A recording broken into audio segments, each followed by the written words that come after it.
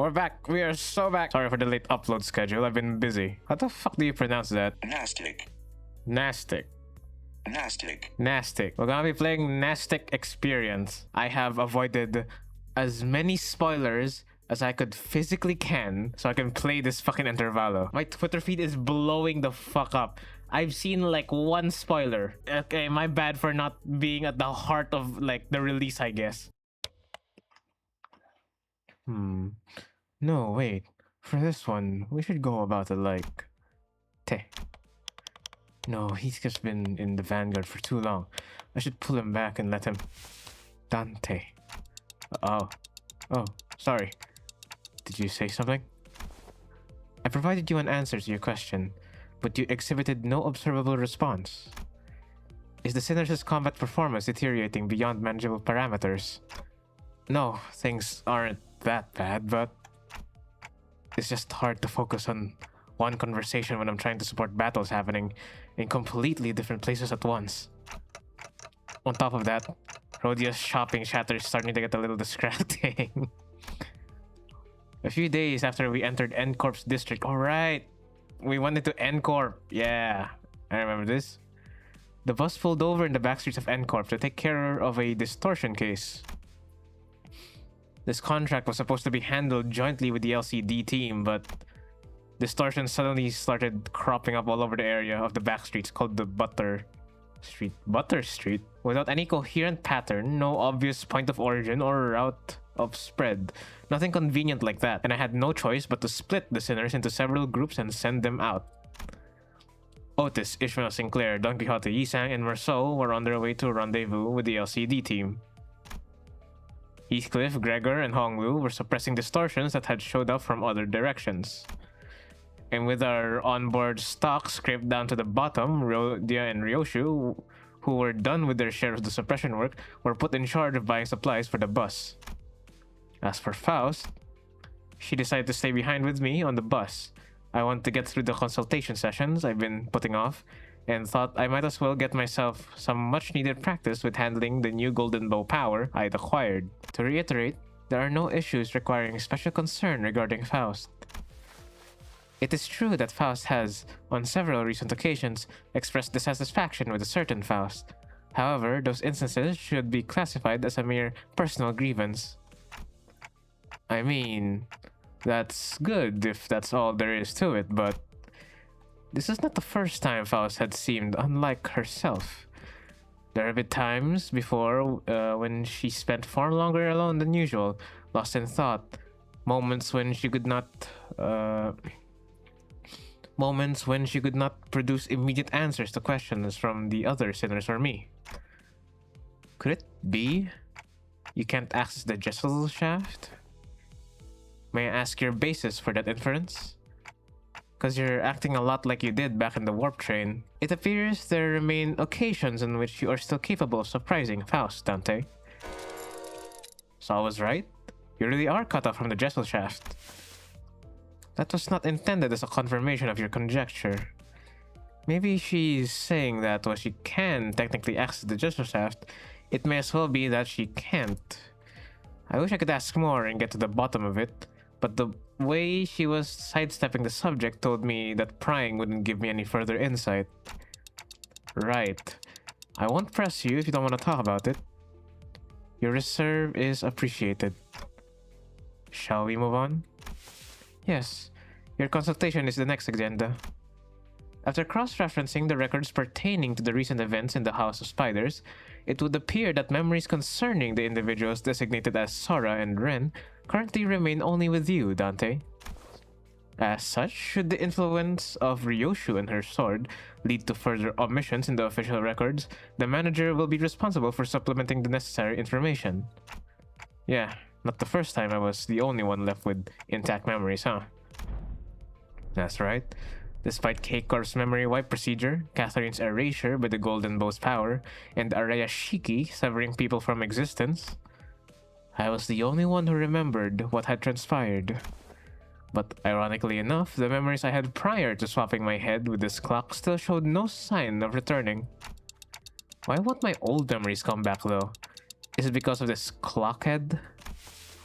Speculation based on your experience with the bus team thus far will not meaningfully contribute to the recovery of your former memories, manager.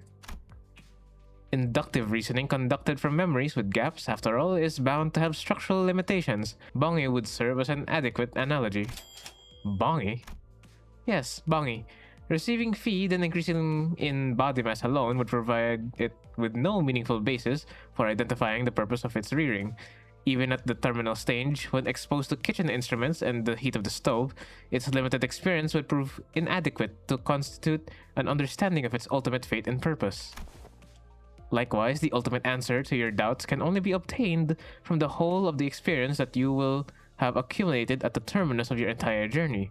That is your allotted mission. Because treasure awaits at the end of the road, at the end of hell. And that treasure will give me back my memories and my head. Also, indeed, at the end of the road, you will be able to engrave your aspect. I still have no idea what aspect means or even whether it's an object, but if I know one thing, it's that the me from before all of this began had wanted it badly, obsessively, desperately.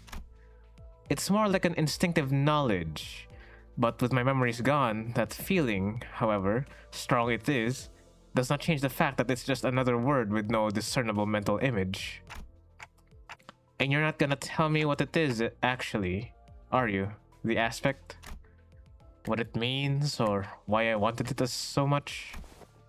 If it remains a piece of information that must be disclosed to you, then no. I am unable to tell you. Come on, I'm fine with spoilers, Faust, come on! Pay it no mind, you're still following your star acceptably. Please concentrate on the journey. More importantly, have you grown accustomed to that incomplete power? Current observation suggests you have yet to arrive at that level.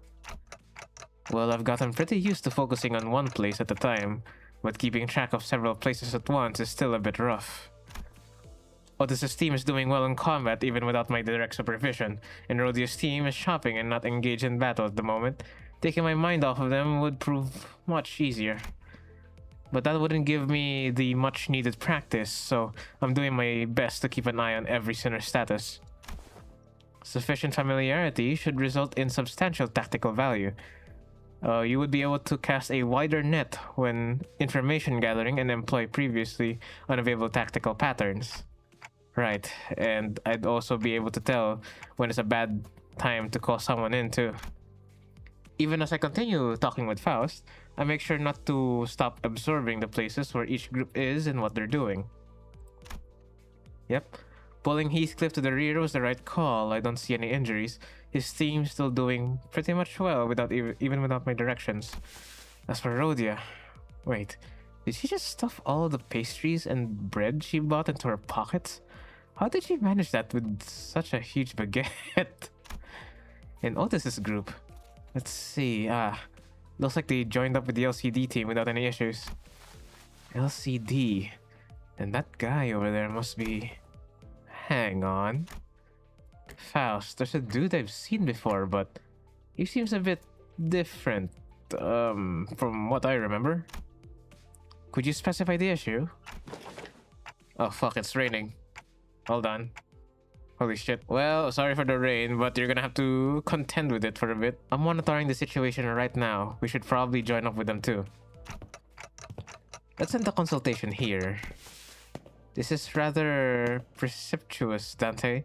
If the incident is of a serious nature, perhaps a request for support from the LCC...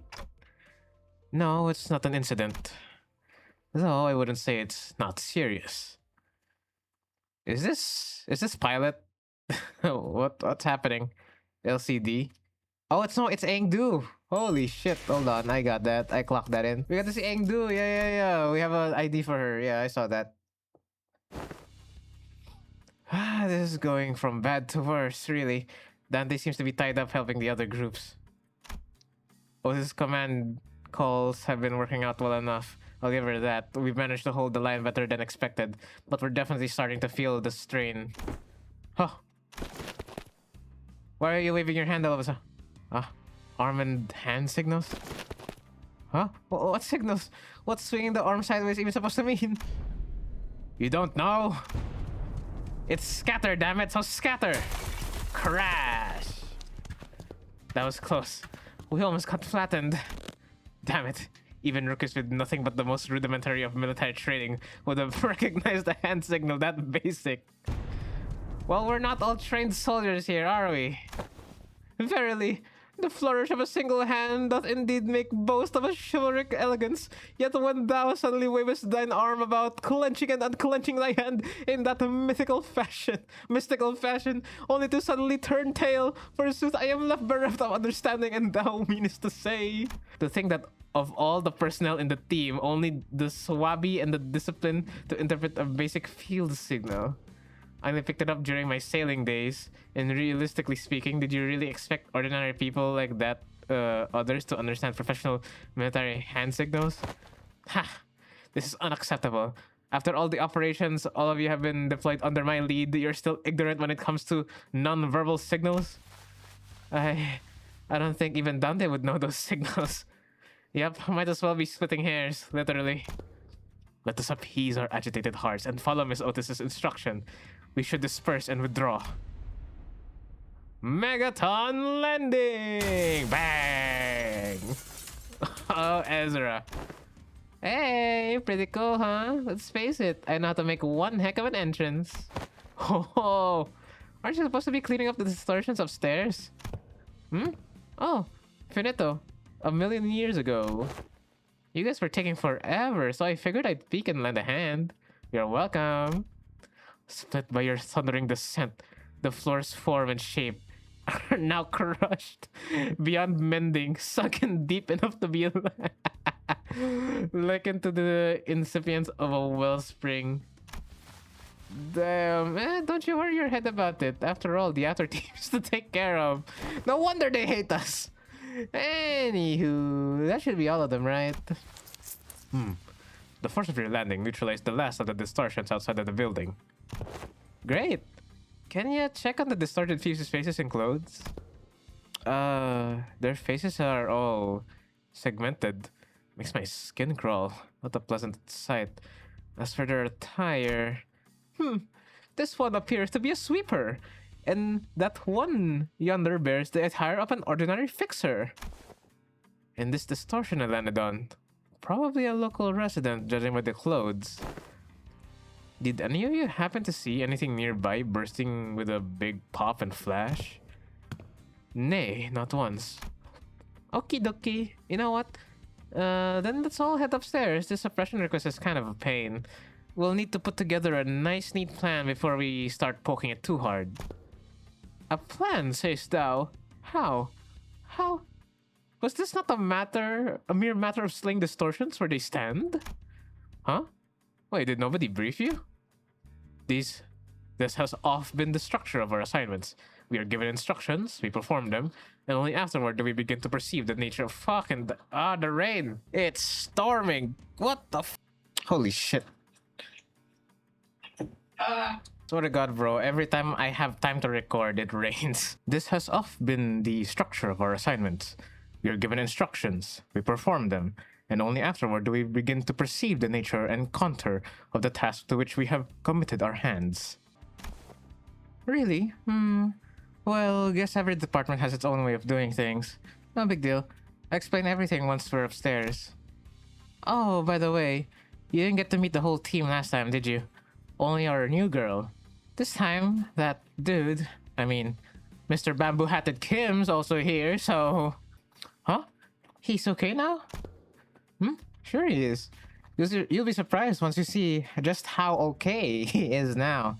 She does not sound very fond of him. But last time you said he was still under treatment. To be precise, I believe Miss Engdu stated that his mind is yet to retain or regain its former tranquility. Aha, that? You'll get it once you see him. I feel like we'll just end up having the same conversation twice if I say anything about it now. Creak. Whoa, why are they aura farming? Why are they mogging us? We've arrived. It's blinding. It's so bright. The midday sun is pouring in like crazy. Yet the warm tickle of the sunbeam is rather agreeable. No, this is not the sunlight. Because unlike this, there is more to the sunshine than its warmth. Then what exactly is this light? Why is this thing on again? It's bright enough to fry my eyeballs. Apologies, Lady Ezra. I am yet to be accustomed to this machine. This is my first time laying a hand upon the complicated workings of such a contraption. Blah, blah, blah. It activated on its own accord, and I have yet to discover the method by which it may be silenced. That's why I told you to leave it alone. Fiddling with things you don't understand usually ends with something, or you, broken. Nothing good comes of it, I tell you. But Mentor, oh, that's him! That's Kim. But Mentor, Lady Moses has instructed me that in every moment and every event, clues are hidden under the veil of one's surroundings and must be examined with care. Yes, and that only works if you're savvy about the knack. Hang on, did you just say Mentor? I had not yet been afforded a proper opportunity to introduce him to you. This here is the esteemed leader of the Blade lineage, who is all but a master under whom I have been apprenticed. Do you really have to dress it up like that? I told you I only took on the role because there wasn't anyone else around to take the job. Switch. Where's the switch? Aha, gotcha. Pow. Click. Oh. Goodness. Known as Bamboo-Hatted Kim. Yes, that's me. Guess I should say pleased to meet you, folks. That's him. I thought he was gonna have, like, more scars and stuff. What the hell? That's him? That's Kim? My brother in Christ. Yeah, that was a spoiler I got. It was like everybody's been posting about this one guy picture. I thought he died or something, but no, that was Kim. God damn. Okay, now I know the context. Anyways. Okay, so... More often than not, the first impressions are prone to change. The bamboo-hatted Kim, I remember, was a man who drowned in his own fathoms, blaming himself for his own powerlessness with a listless, heavy voice. That, however, had been while he was distorted and sunken into himself, so I figured his original personality might be somewhat different. But this is not just somewhat. His personality isn't even the same ballpark as my expectations. You're telling me this guy here is Bamboo-Hatted Kim? Yep, we double-checked with Ezra, and she said he really is the same guy. Whoa, that fire in your head is not hot at all? Fascinating stuff. Can you... Okay, can we check again, just in case? I really can't wrap my head around the fact that this is the sullen, serious man whom we'd fought. Just look at what he's doing. He's rubbing my face all over like he's checking out some kind of mantelpiece ornament. Lots of ticking and talking going on. That's supposed to sound like them talking to you folks, huh? Further confirmation would be redundant, Dante. This individual is conclusively identical to the one designated as Bamboo-Hatted Kim. I've got no idea what you folks are so suspicious about. Engdu, just what exactly have you been telling people out there about me? They're all staring like they've seen a ghost. I told them that you are a gallant and formidable warrior, Mentor. But they don't look like they've heard the most flattering things about me. There, don't you hear it? There's a faint undercurrent of disappointment in the ticking. What the... Yeah, Engdu isn't doing any favors, bro. I also told him that you are a man of few words, but with much affection for your followers under your command. I just realized her ID, look, she's so short. She couldn't even get into frame, the centerpiece of the frame. She's so short. Oh, that's cute. Engdu. Yes, Mentor. That's a complete and utter lie. A man of few words is definitely not something you can say about a guy who's as talkative as me, don't you think? Yet I spoke no falsehood. Although your conduct is rather shallow and perhaps less refined for a leader of an organization, you are much more reserved and taciturn when conversing with those unfamiliar to you, are you not? No matter one who may be, one is bound to inspire either approval or disapproval from those around him. So, I refrained from mentioning any truths that might invite the latter. To even hint at anything that might tarnish the reputation of my master would not be unlike spitting in his name and mine by extension. I simply had no reason to put on airs in front of my own folks. In any case, oh, so you can't see anything if I block this part, hmm? Do tell, how many fingers am I holding up? Those are not my eyes, you know. Your own folks, huh?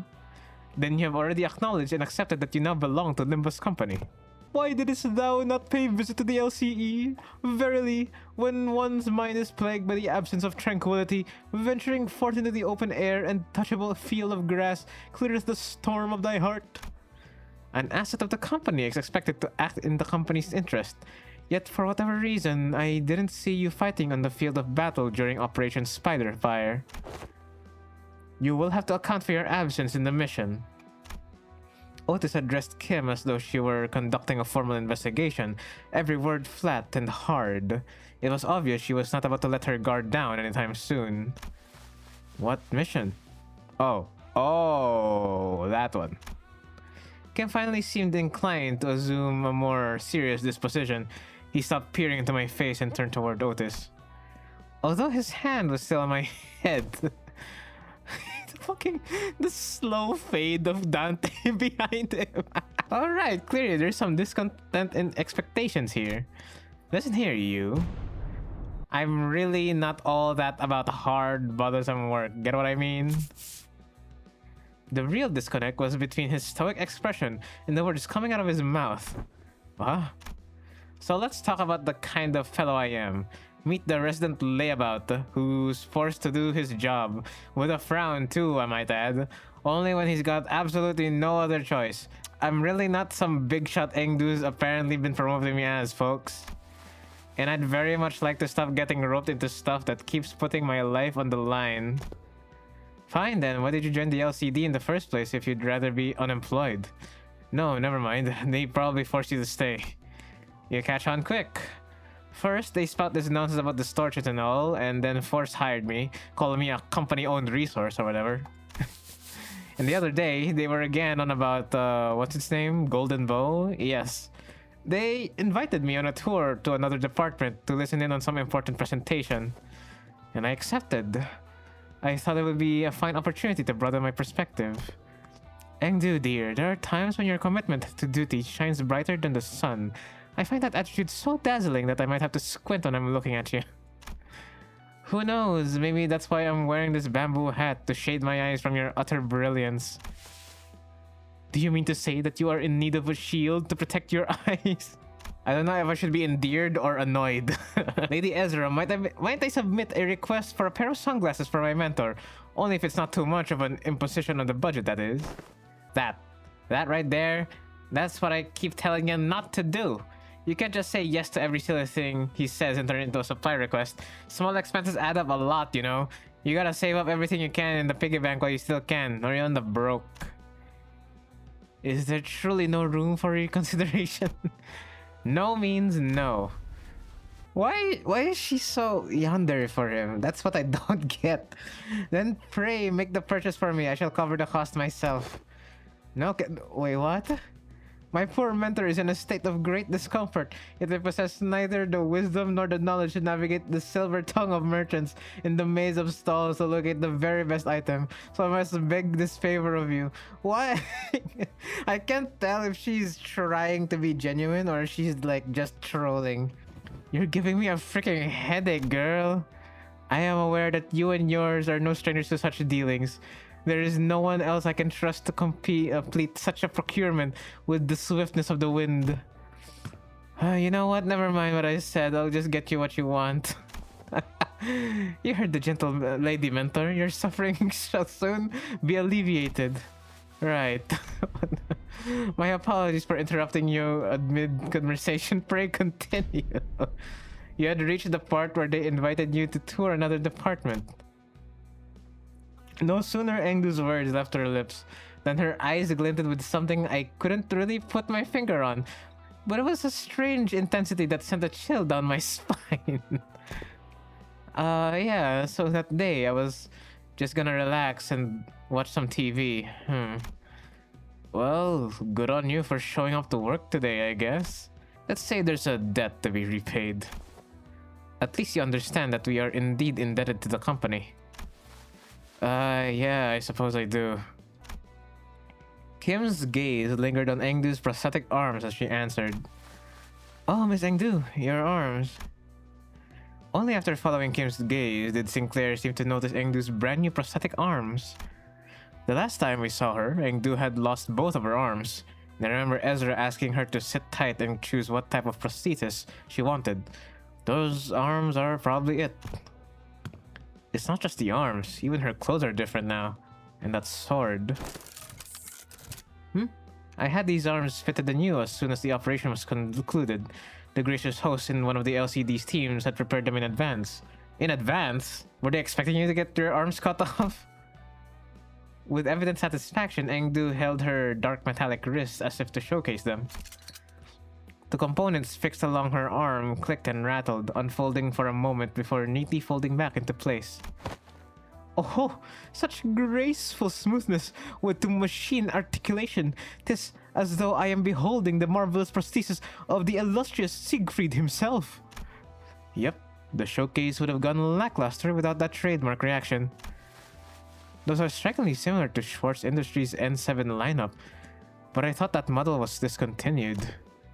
Nah, not theirs. It's one of their prototypes developed by LCD's Phenomena Deciphering team, and they put them on her for trial. Bet you'll find another like them. They're based on technology spun from distortions. Oh, I see. Oh, he's so disappointed. Oh, it's okay, Sinclair. It's okay, baby boy. We know you're smart. It's okay. For a brief moment, Sinclair's eyes lit up as if he had glimpsed something that brought him back to a memory. Then just as quickly, he fell silent.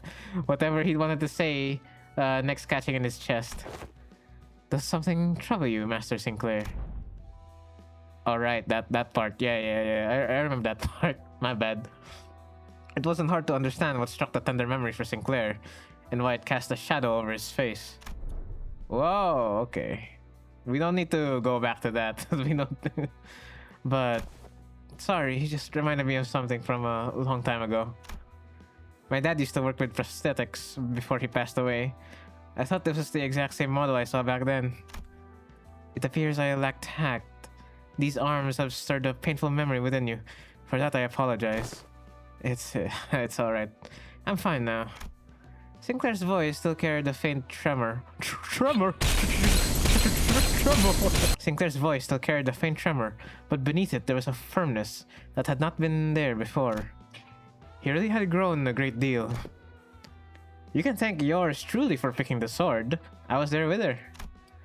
I did inform Lazy Ezra that any blade that could serve as a weapon would suffice, but she insisted on browsing the goods. I dare say I was given the opportunity to lay my eyes on every type of sword I could ever hope to see in this life. Walking to the workshop street that day.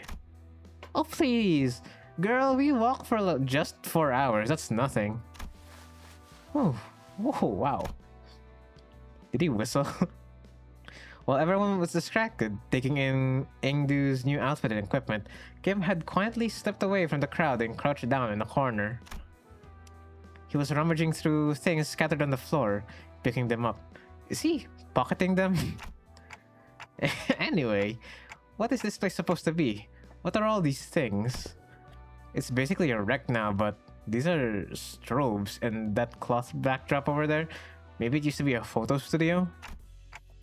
Oh, that explains why there are so many photos stuck around the place. Probably. This thing definitely looks like a camera at least. Sinclair picked up a small cylindrical object and turned it over in his hands, studying it with curiosity. What do you suppose this is? A battery, maybe? Ah, there's some kind of strap inside. Let me just pull it out. No, that's... Otis shouted a sharp warning at Sinclair, as if she had realized something, but Merceau's hand shut out before she could even finish, clasping over Sinclair's wrist before the strip could be pulled out. What? What did I do? Exposure to sunlight damages these objects. I already pulled out a little bit though. It can be rewound. Carefully rotate the rigid section on the cylinder. I am currently blocking the sunlight from reaching the exposed section. Damage is of no concern. Is it the mixtape? Is it the tape? Damn. Oh, is it film? Oh, it is film. Fuck. Oh, okay. You mean this one, right? This is the part that rotates? Oh, yeah, well, it went back in. With a quiet nod, Marceau took the object from Sinclair's hand. It seems to be a film roll. Yeah, I was right. There is something written on the outside. Experiment number 4. It appears to be a compact roll for a film camera. You seem to have handled one before. Yes. Marceau's answer came without any further explanation, but the way he adjusted the camera on the table certainly didn't look like that of a first-timer. I once received a report containing photographs taken on film cameras during the war. Film rolls used by N-Corp are particularly difficult to falsify. They were often used to collect intelligence during secret operations. The film fixes light directly onto the medium, from what I've heard.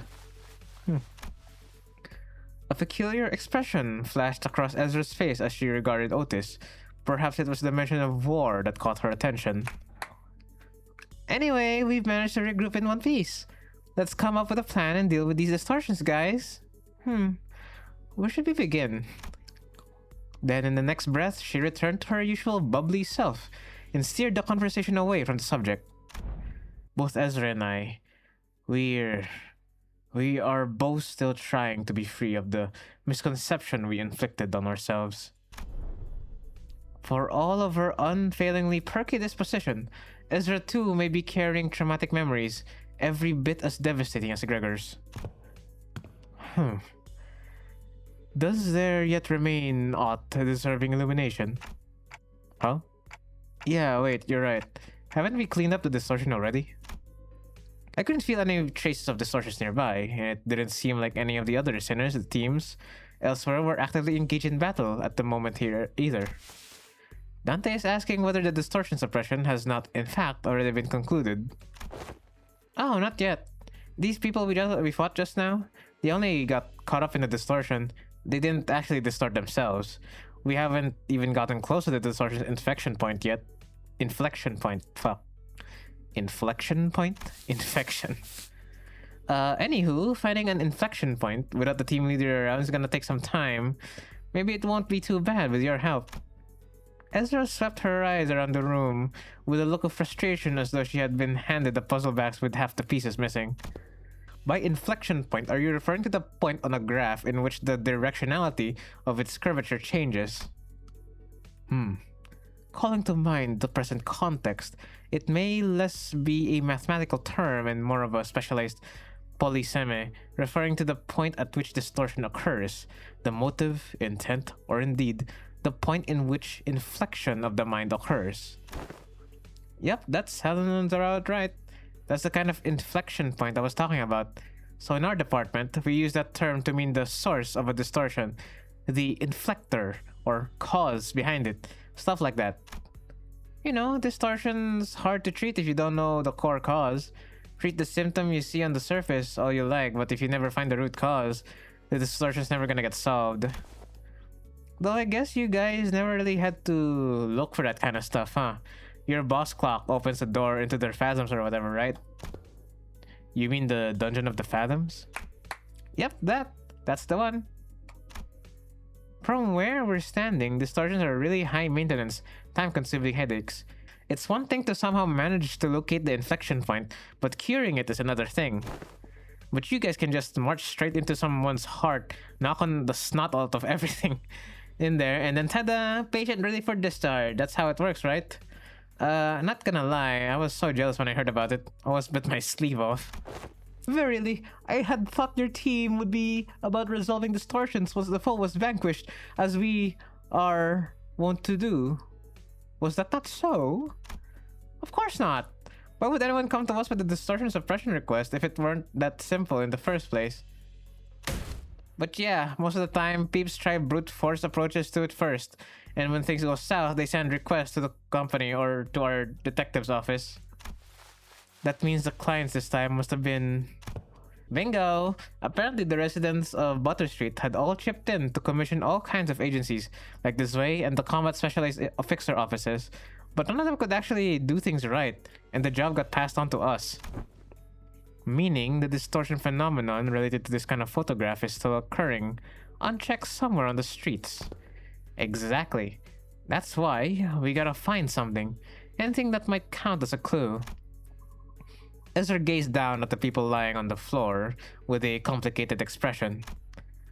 Neat ash gray suits and the logo on the collar of their uniform and briefcases. Hey, isn't that N-Corp's logo? Come to think of it, wasn't Merceau? I was once employed by N-Corp. What? You used to work with those people? Yeah, he did mention that he used to work at N-Corp. Maybe he can offer some insight. Do you know who these guys are, Merceau? Yes, manager. These are N-Corp Class 2 staff members.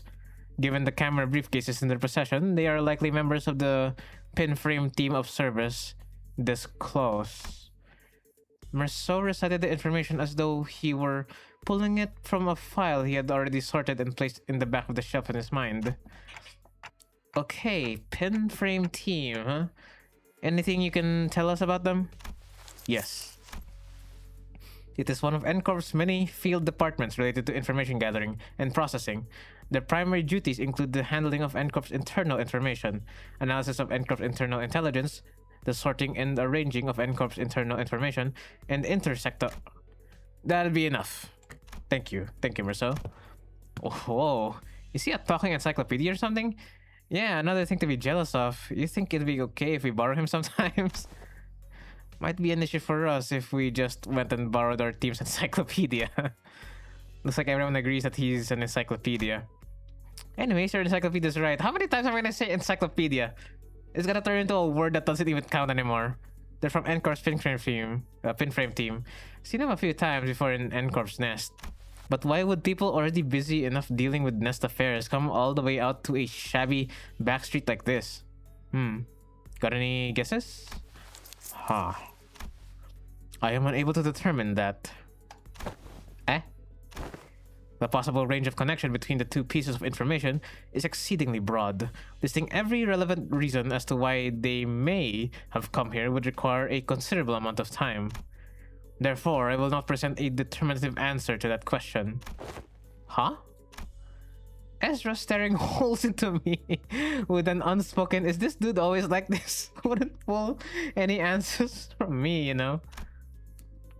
Because aside from combat situations, I still got no way to figure out what's going on in his head.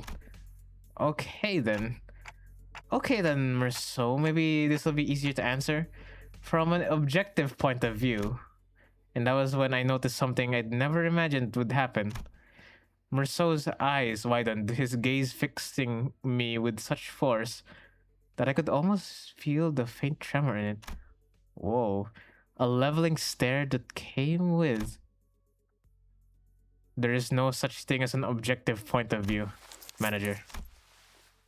A clipped tone and a look almost bordering on rebuke. A given judgment may seem infinitely close to objectivity, but ultimately, all things are subjective without exception. I fell silent for a moment, lost in thought. Part of it was because Merceau's reaction had caught me off guard, but I also wondered whether this response might be connected to why he would always refuse to make judgments for himself.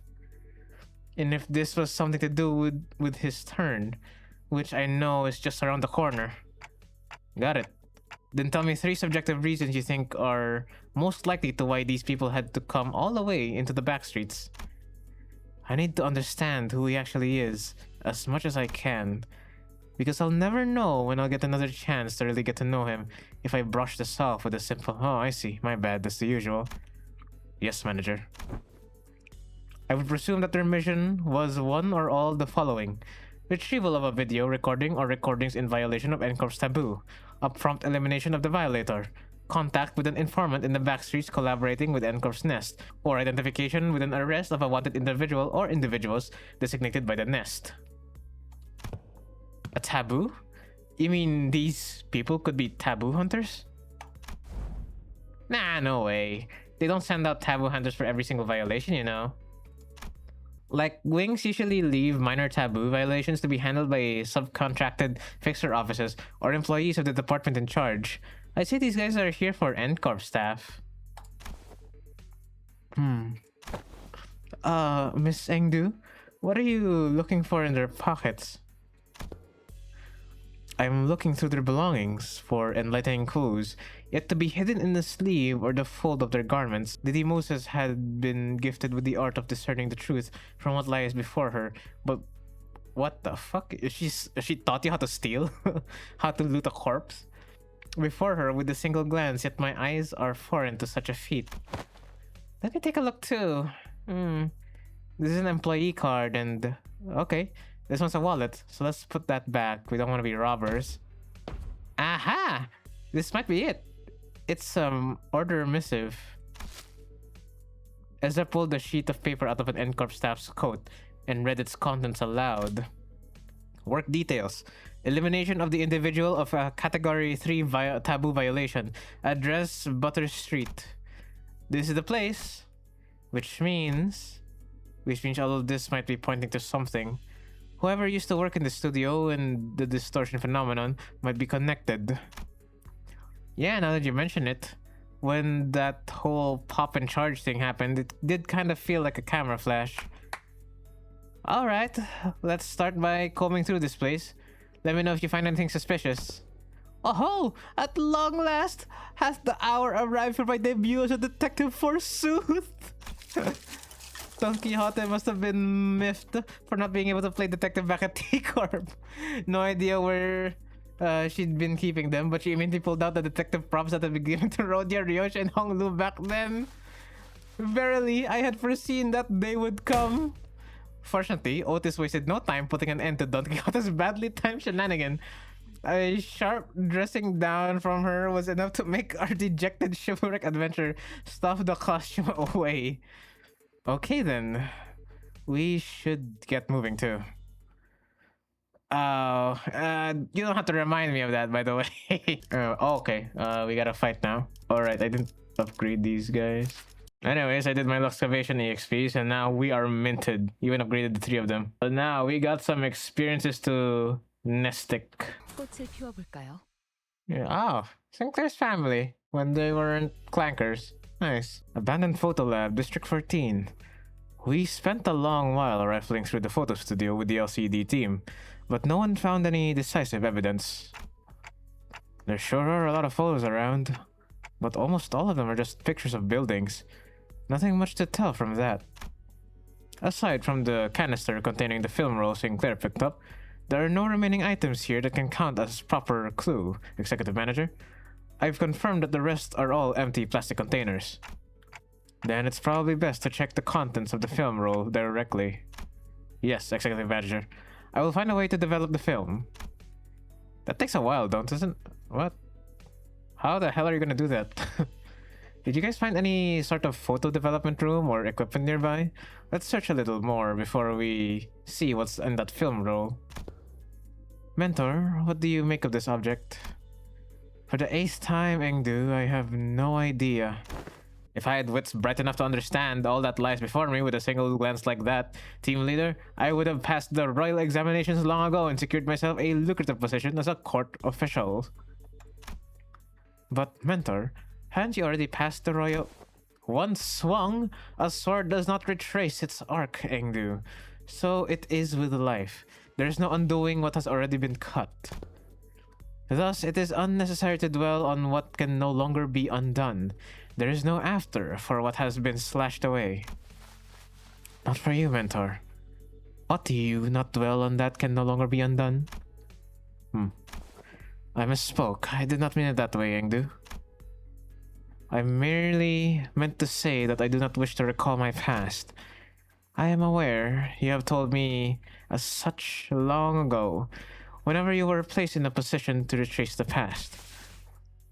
Mostly at the eateries where you filled your belly on unpaid tabs, and each time you brought down the stone wall before our house by your own erring hand. Those are exactly the kinds of things you should never forget.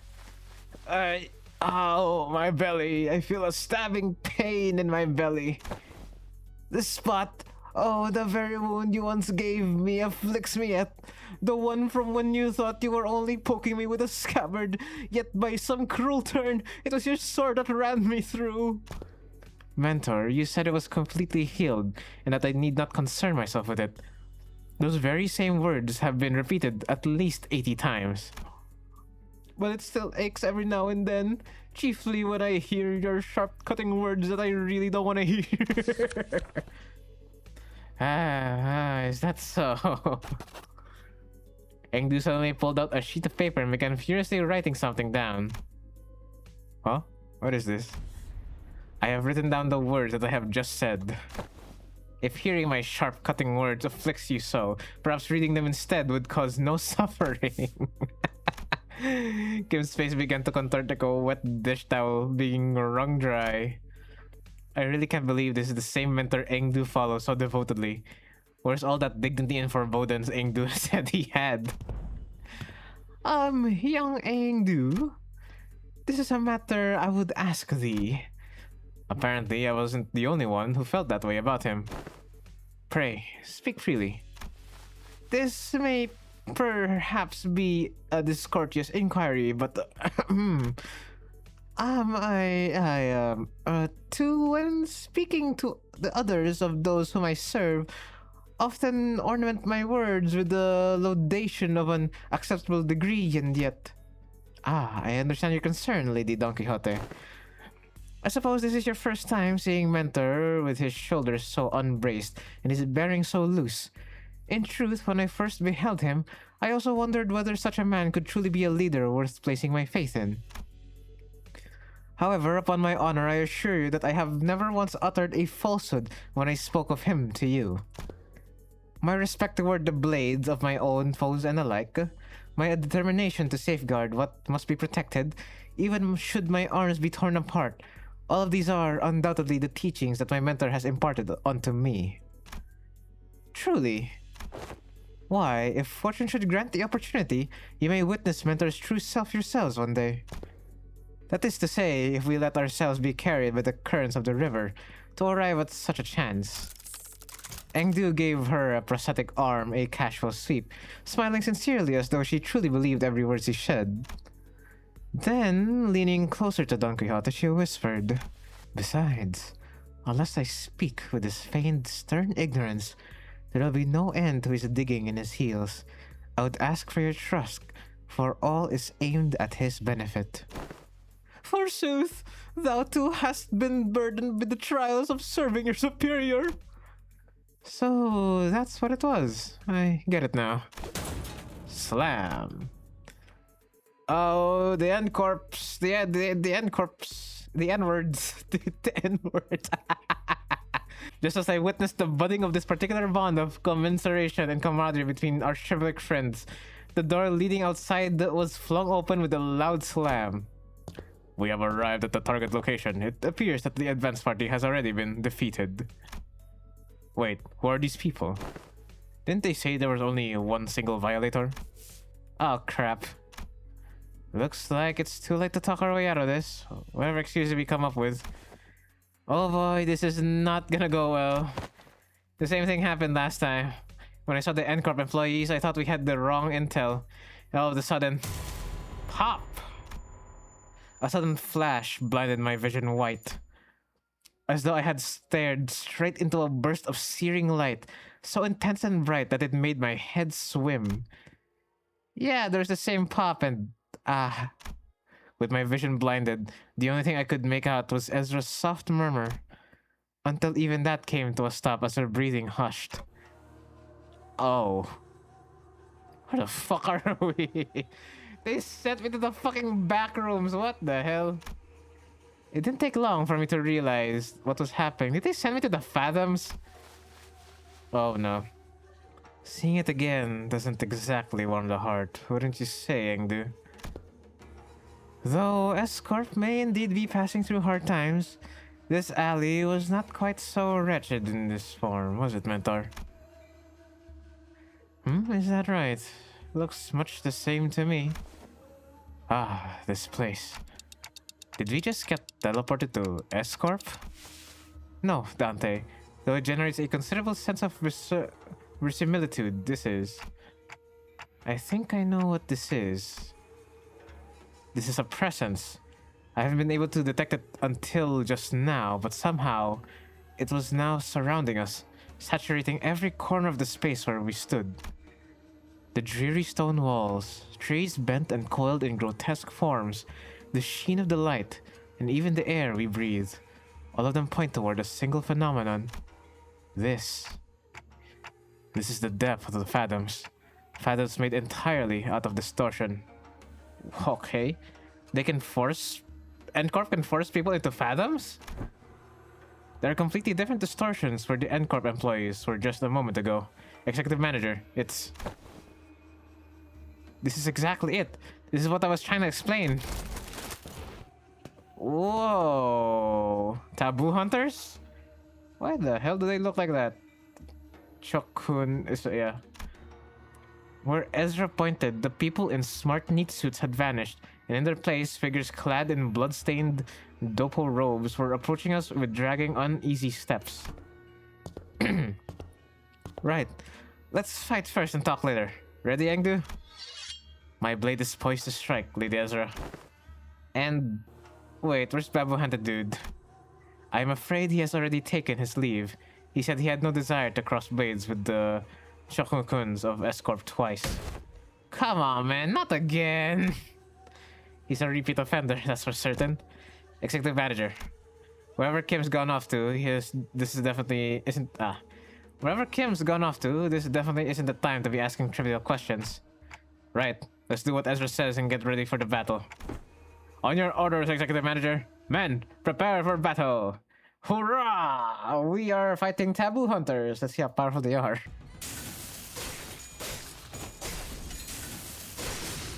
Okay, we didn't even need to attack. She just went in. That should be the last of them. Surveying the area with measured alert, Engdu cast the blood from her sword with a few sharp flicks before sliding it back into its sheath. Huh, they're not charging back. Doesn't look like beating up distorted ones reverts them immediately this time around. Perhaps a fortunate turn of events, in a way. Let us search for clues while time allows us. Right. You take that side, Engdu. I'll search here. Ezra and Engdu moved about as though they were used to this kind of situation. Without even taking a moment to catch their breath after the battle, they began searching the space. Prithee! Don Quixote was the first one to voice her doubt in the surreal, unfamiliar situation we found ourselves in. We battled distortions upon our arrival hither, yet never before have I beheld our surroundings change with so sudden a flash. Prithee, I cannot make sense of the situation. Couldst thou render a detailed account of this distortion phenomenon? Apologies. It would appear I overlooked the briefing due to the urgency of this predicament. This is according to the definition presented by Lady Moses, a location-type distortion. It's basically when a whole space distorts. And since places and buildings can't move on their own, the distortion gets fixed in a certain space. As for this one, looks like a distortion's already progressed pretty far along. Middle stage, probably. They don't usually get this big, but this one's here is covering at least an entire street. Then those people... they entered this space and got caught up in it. And our job right now is to get to the bottom of the phenomenon. What exactly gets people caught up, and what exactly happens to them once they're in. Of course, we can't really rule out the possibility of a powerful distortion that's encroaching upon its environment. Oh, by that I mean when a distortion bleeds into a space around it and warps it. Oh man, I'm actually talking like our team leader. Rubbed off on me, I guess. Ezra continued with a sheepish giggle. In any case, we won't be able to suppress or cure the distortion, even if we whoop these guys' asses 100 times. We need more clues to help us locate the inflection point. Maybe we should examine these people over here too? With a call, Ezra directed our attention to rows of collapsed people all around, all of them clad in dopo robes. And these are... The glyph emblazoned upon their headbands, Chu, bespeaks propulsion and pursuit. It marks them as Chuang Kuns, factionaries charged with scouring and hunting runaway nobis. You hail from the homeland as we do. I am surprised you know of them. I could hardly fail to know, for I too was once enumerated among their quarry. Scientists and technicians were daily being disposed of their stations in S-Corp after all. So it was no idle tale. Scientists who plied their craft without fattening S-Corp's coffers are seized forthwith and made nobis of the corporation. Indeed, I count myself fortunate to have absorbed with my friends afore the brand of Nobi could be impressed upon us.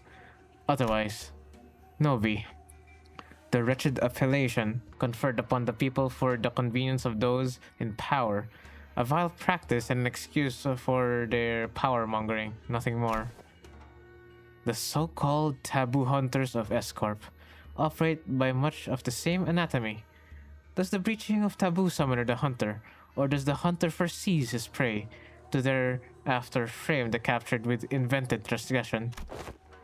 If the powerful so desire to chase a man down, to take possession of his very being and keep him caged, then they need only decree that he should bear the lot of a Nobi. Such is what S-Corp has become today. My mentor too is one of the victims of that accursed practice. Then could these people have been sent out to capture your mentor, or Yi Sang? Or me, perhaps? Or none of us? You mean to state that they may be conceptual forms of chokuns generated by distortion? That is a plausible conjecture. We're getting nowhere with this clue hunting. With a heavy sigh, Otis pressed her fingers against her brow as if her head were starting to pound in frustration. To delve further into the matter, it is necessary to determine why the S-Corp and the chokuns have appeared as the motif of this phenomenon. Considering the course of events we have seen so far, would it not stand to reason that the distortion stains all nearby things with memories most foul? The presence of how the fuck do you pronounce that? Chunokuns. The presence of Chunokuns suggests a possible correspondence to Yi Sang's memories. Conversely, however, the absence of T-Corp's time collectors weakens that hypothesis. In which case, the most plausible theory is that this particular distortion could have stemmed from Bamboo-Hatted Kim or Engdu's memories. Engdu furrowed her brow and fell into thought, as though she couldn't grasp the full picture of the problem. I've seen a few distortions that show trauma or affect their surroundings. But this one, I'm not getting that pop of inspiration. Can't even guess what this distortion wants either. Pop! Ah, goddamn flashbang. The white flash of light suddenly drowned my vision again as Ezra clutched her head and cried out with annoyance. Ah, if only the team leader was here. Cracking this would have been a piece of cake. And we're back. So this is why you kept asking whether we'd seen anything bursting with a pop. The N-Corp employees must have it rough too, getting dragged into the distortion like this. I mean, what else were you supposed to do? It was self-defense. They're about to attack us. I suppose finding the root cause and taking care of it would be the fastest way forward. Let's just do what we can for now. Okay, first, we need to develop the film we found here. We'll head to the nearest dark room and... Nah, actually, let's first drag that slippery hat-wearing cult back here and get him talking about the Chunokus. That's probably our best bet. Every time we take a job, that slacker just slips off without telling anyone. As one part of me watched Ezra stamp her feet in frustration, I was also carefully following Heathcliff's team to the other part of my vision. Oh, I think I can help with that. Have you located him? Huh? What? Boss Clock found something? Boss Clock? Damn. Yep, I found where Bamboo-Hatted Kim is right now. Thank God we have like an entire surveillance, center surveillance like system. Meanwhile, Heathcliff's team... Tong! Bloody hell, what's up with these gits? They're showing up out of nowhere! Ah, should I know? but judging by their getup, they seem like escort fellas. And things were going so well. We could have talked it out with those fedora guys who were rummaging around the place earlier, you know? But no, you just had to go barking at them first. Would have saved us a whole lot of trouble if you hadn't, right? Oh, so it's my fault. Those bastards look like they were licking stuff. So this is... Those bastards were looking like they were naked stuff. This is our contract area, ain't it? If they walk off with something important, we'd be the ones catching hell. Listen, bud, not everyone's itching to swipe hair coupons into their pocket the second they get the chat. Oh, for how many bloody months are you gonna milk that? Excuse me. What? Got a problem too, mate? No, not at all. Just wondering whether that gentleman over there is also one of our enemies. Hmm? Is that the end of your troop performance? Shame. I was really enjoying watching you folks dance. Might have mistaken this place for the Peach Blossom Land of Legends had there been a cup of fine rice wine to go with it. Makigioli. Yeah, that's an enemy, alright. Hmm? He has a name tag though. I think it says LCD. LCD or whatever, who gives a toss? Am I supposed to put up with every bastard having a dig at me? Oh dear. Such bold swings. Didn't know there was such... He's just dodging them, what the hell? Okay, such bold swings. Didn't know there was an encore to that performance. Ha! You slippery little rat. Well, I do find this amusing enough, but if you intend to play with me, you ought to be more aware of your surroundings. Oh, behind you. There's... Ting. Oh! Wow. He took out all those dopo-wearing people with just a single strike. I'd say that about covers the price of admittance for your troop circus, wouldn't you? Well then, I leave the rest to you folks. Wandering blades and mirum tails never lingers on the stage for long, after all. Oi! What the hell are you think you're going? Ah, damn. Damn it. There he goes.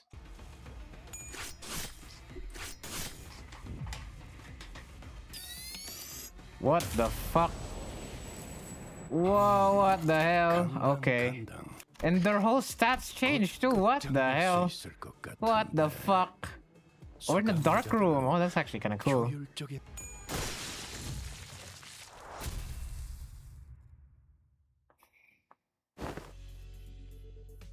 So let me get this straight. Dude was here just a minute ago, and now nobody knows where he wandered off to. Yeah, Luke just turned up out of nowhere, flapped his gums, and did a runner before anyone could grab him. Ah. Ezra let out a long, listless sigh, as though she was getting sick and tired of even complaining about Kim. Lady Ezra, I cannot say your frustration is misplaced, yet I trust you are also aware that more often than not, Mentor's actions have carried a profound design. He has never left his post without purpose so far. No, I get it, okay? But come on, would it kill him to give us a heads up before he goes zooming off on his own again? It's not like we'd stop him. What are we gonna do, tie him up? Lock him in a closet? We don't do that in our team, right?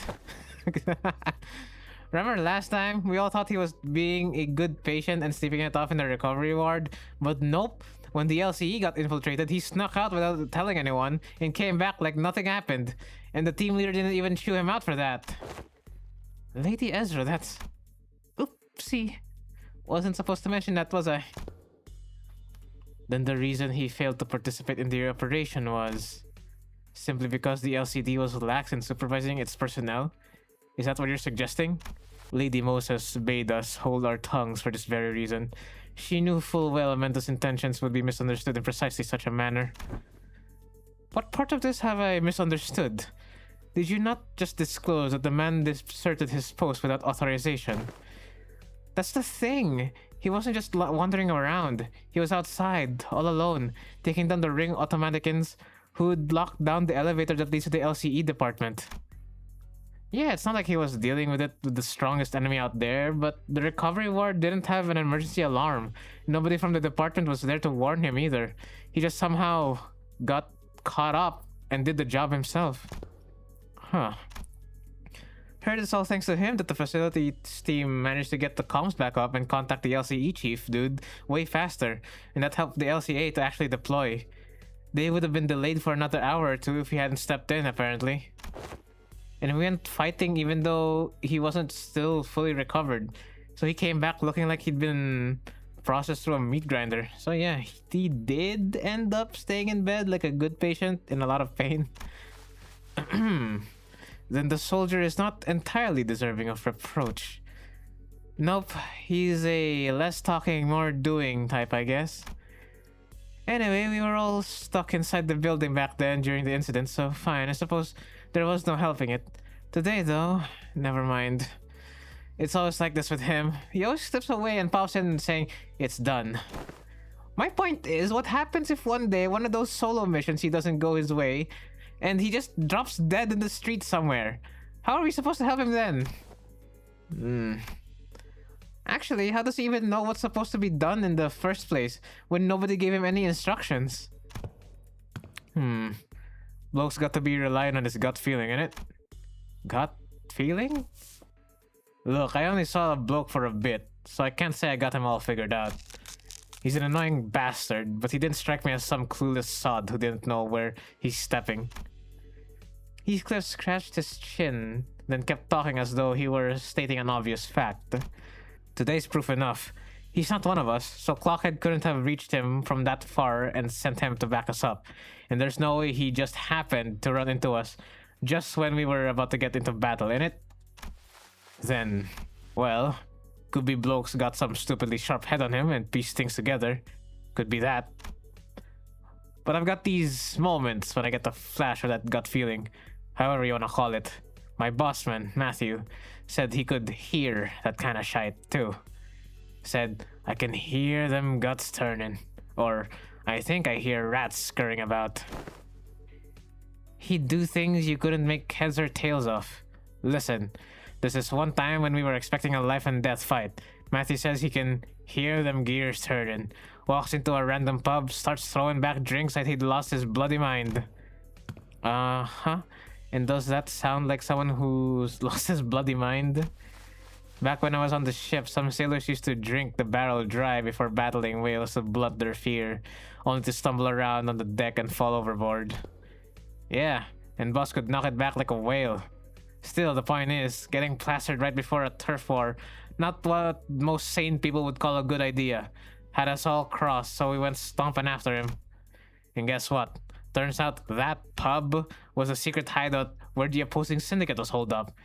They were crowding around the gaffer, running their mouths about how they'd kill him and put an end to the dead rabbits. That's when we came storming in and had them surrounded instead. Not a single one of them got away. We beat them bloody, every last bastard. And the boss knew it played out that way. Sorry, but this really sounds like Barstool bragging to me. You sure that wasn't just a coincidence? I should think. It was no mere chance. If you're saying as much, then surely this was but one among such many coincidences. Is that not so? Yeah. Every time Matthew pulled one of those stunts, our lot ended up growing bigger. Wouldn't have kept working so neatly if it wasn't just a coincidence. It is likely what is often referred to as, indeed, an instinctive sense or experience-based precognition.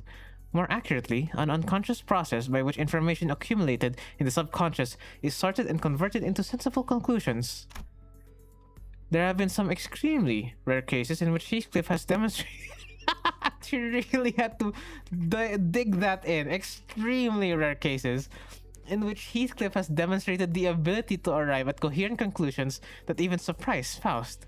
On further analysis, it would appear that he was employing a mechanism similar to a sixth sense, as some people call it. Is that a compliment, or are you talking... Is that a compliment, or are you taking the piss out of me? Though my mentor does not see fit to explain each step he takes, when all has passed, I often find that no footfall of his was taken in vain. I would ask of you, grant him but a little time and wait. Keep waiting, and the shape of his intent may yet become clear. Though, I confess, I have also been concerned about him of late. His recent silence is far heavier than what I have noticed in the past. To wait. Don Quixote began, hesitated, then stopped herself from saying more. She only gave a quiet nod. Yeah, okay. I suppose our team leader has her own reasons for letting him be. That said, doesn't mean I'm happy about it. Let us return to the task at hand and do what we can for now. Fine, fine.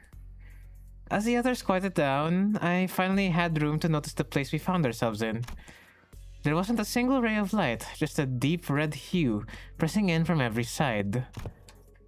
I can't believe we've been chatting away in the dark this whole time, fellas, and the red lights aren't helping at all, especially with my aging eyes. Oh, are you looking for the light switch? It's right here. And right then, do not turn on the light. I hear Merceau's clipped warning, his voice coming from a corner I didn't expect to find. Oh, Merceau? Where are you? Ah, there he is. That corner. Is he washing something? Yeah, the photos, the development of the film. I am developing the film roll, manager. Exposure to the light might ruin the entire roll. Please exercise caution. So he'd been doing his own thing. That explains why he was quiet all along. Huh. Didn't think you'd know how to print photographs, pal. What's that for, anyway? We expressed the wish to have the film developed, manager. I am carrying out an instruction. I see. A photo studio first, and now a darkroom. This may be no more than a conjecture, but it would not be unreasonable to suppose that the axis of this distortion rests upon a photographer. The film's serial numbers either match those found in the photo studio or deviate by only a single digit. It is certain that this dark room is connected to the studio in some way. The images bear a striking resemblance to these photographs. I also believe this building and that photo studio share a strong connection. Oh? Where did you get these photos? I brought some from the photo studio. I cannot name the locations in the picture with certainty yet. All appear to have taken at various places in N-Corp's district. Buildings, mostly. Hey, wait. I know what these are. People take pictures like these when supplying stuff to that department store. Correct. The photos must be taken by a docugrapher. Oh, somebody who documents, like, photograph? Oh, I don't know, bro. Merceau chimed in, holding up an odd cylindrical container in his hand at this time. He gave the container a shake every now and then with a measured rhythm. Whatever he was doing seemed to be part of the process of developing the film. Film rolls are hardly affordable for the average resident in N-Corp. In most cases, taking photographs is done as part of professional duties. These are approximately 21 occupations in District 14 that utilize photography. However, only a single profession involves routinely photographing specific buildings, adhering to fixed standards that can be observed in these pictures. And these docugraphers you mentioned, are the people entrusted with that job? Yes, they photograph the information to be poured into canned experience. A docugrapher. How could a person of such a decently lucrative profession fall into distortion? Decent job, maybe.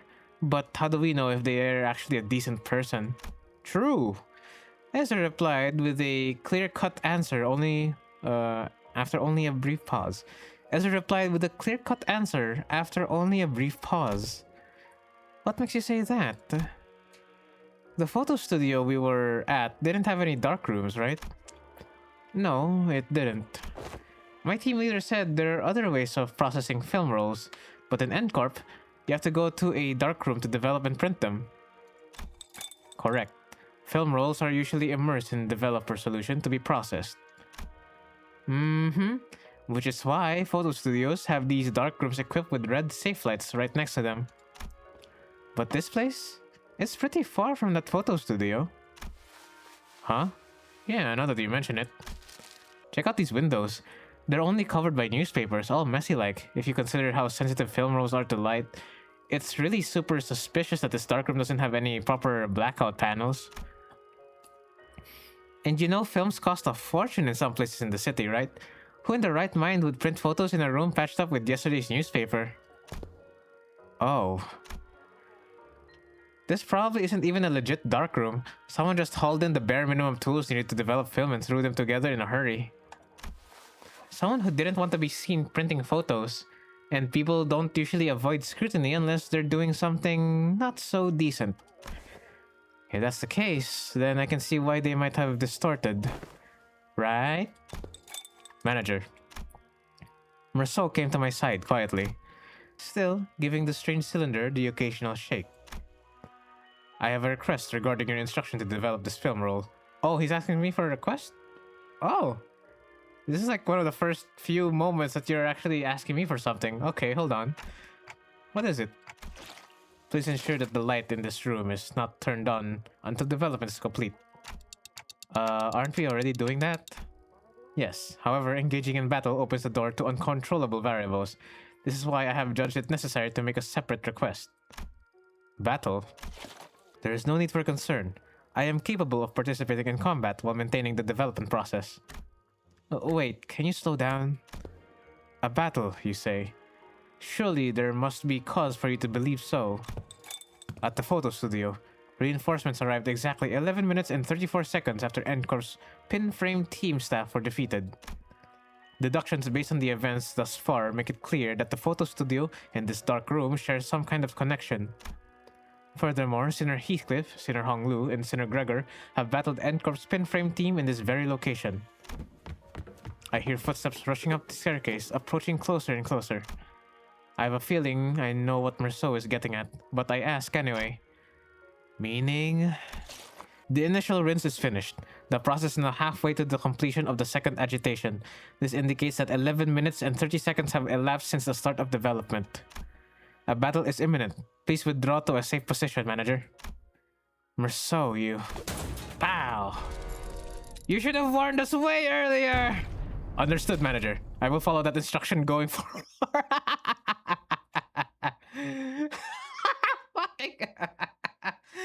I love this autistic bastard. Oh, god damn you, you lovable man.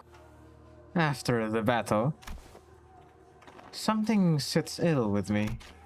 Amid the sprawl of Escort's backstreets distorted with the flash, Engdu had her gaze fixed somewhere high overhead.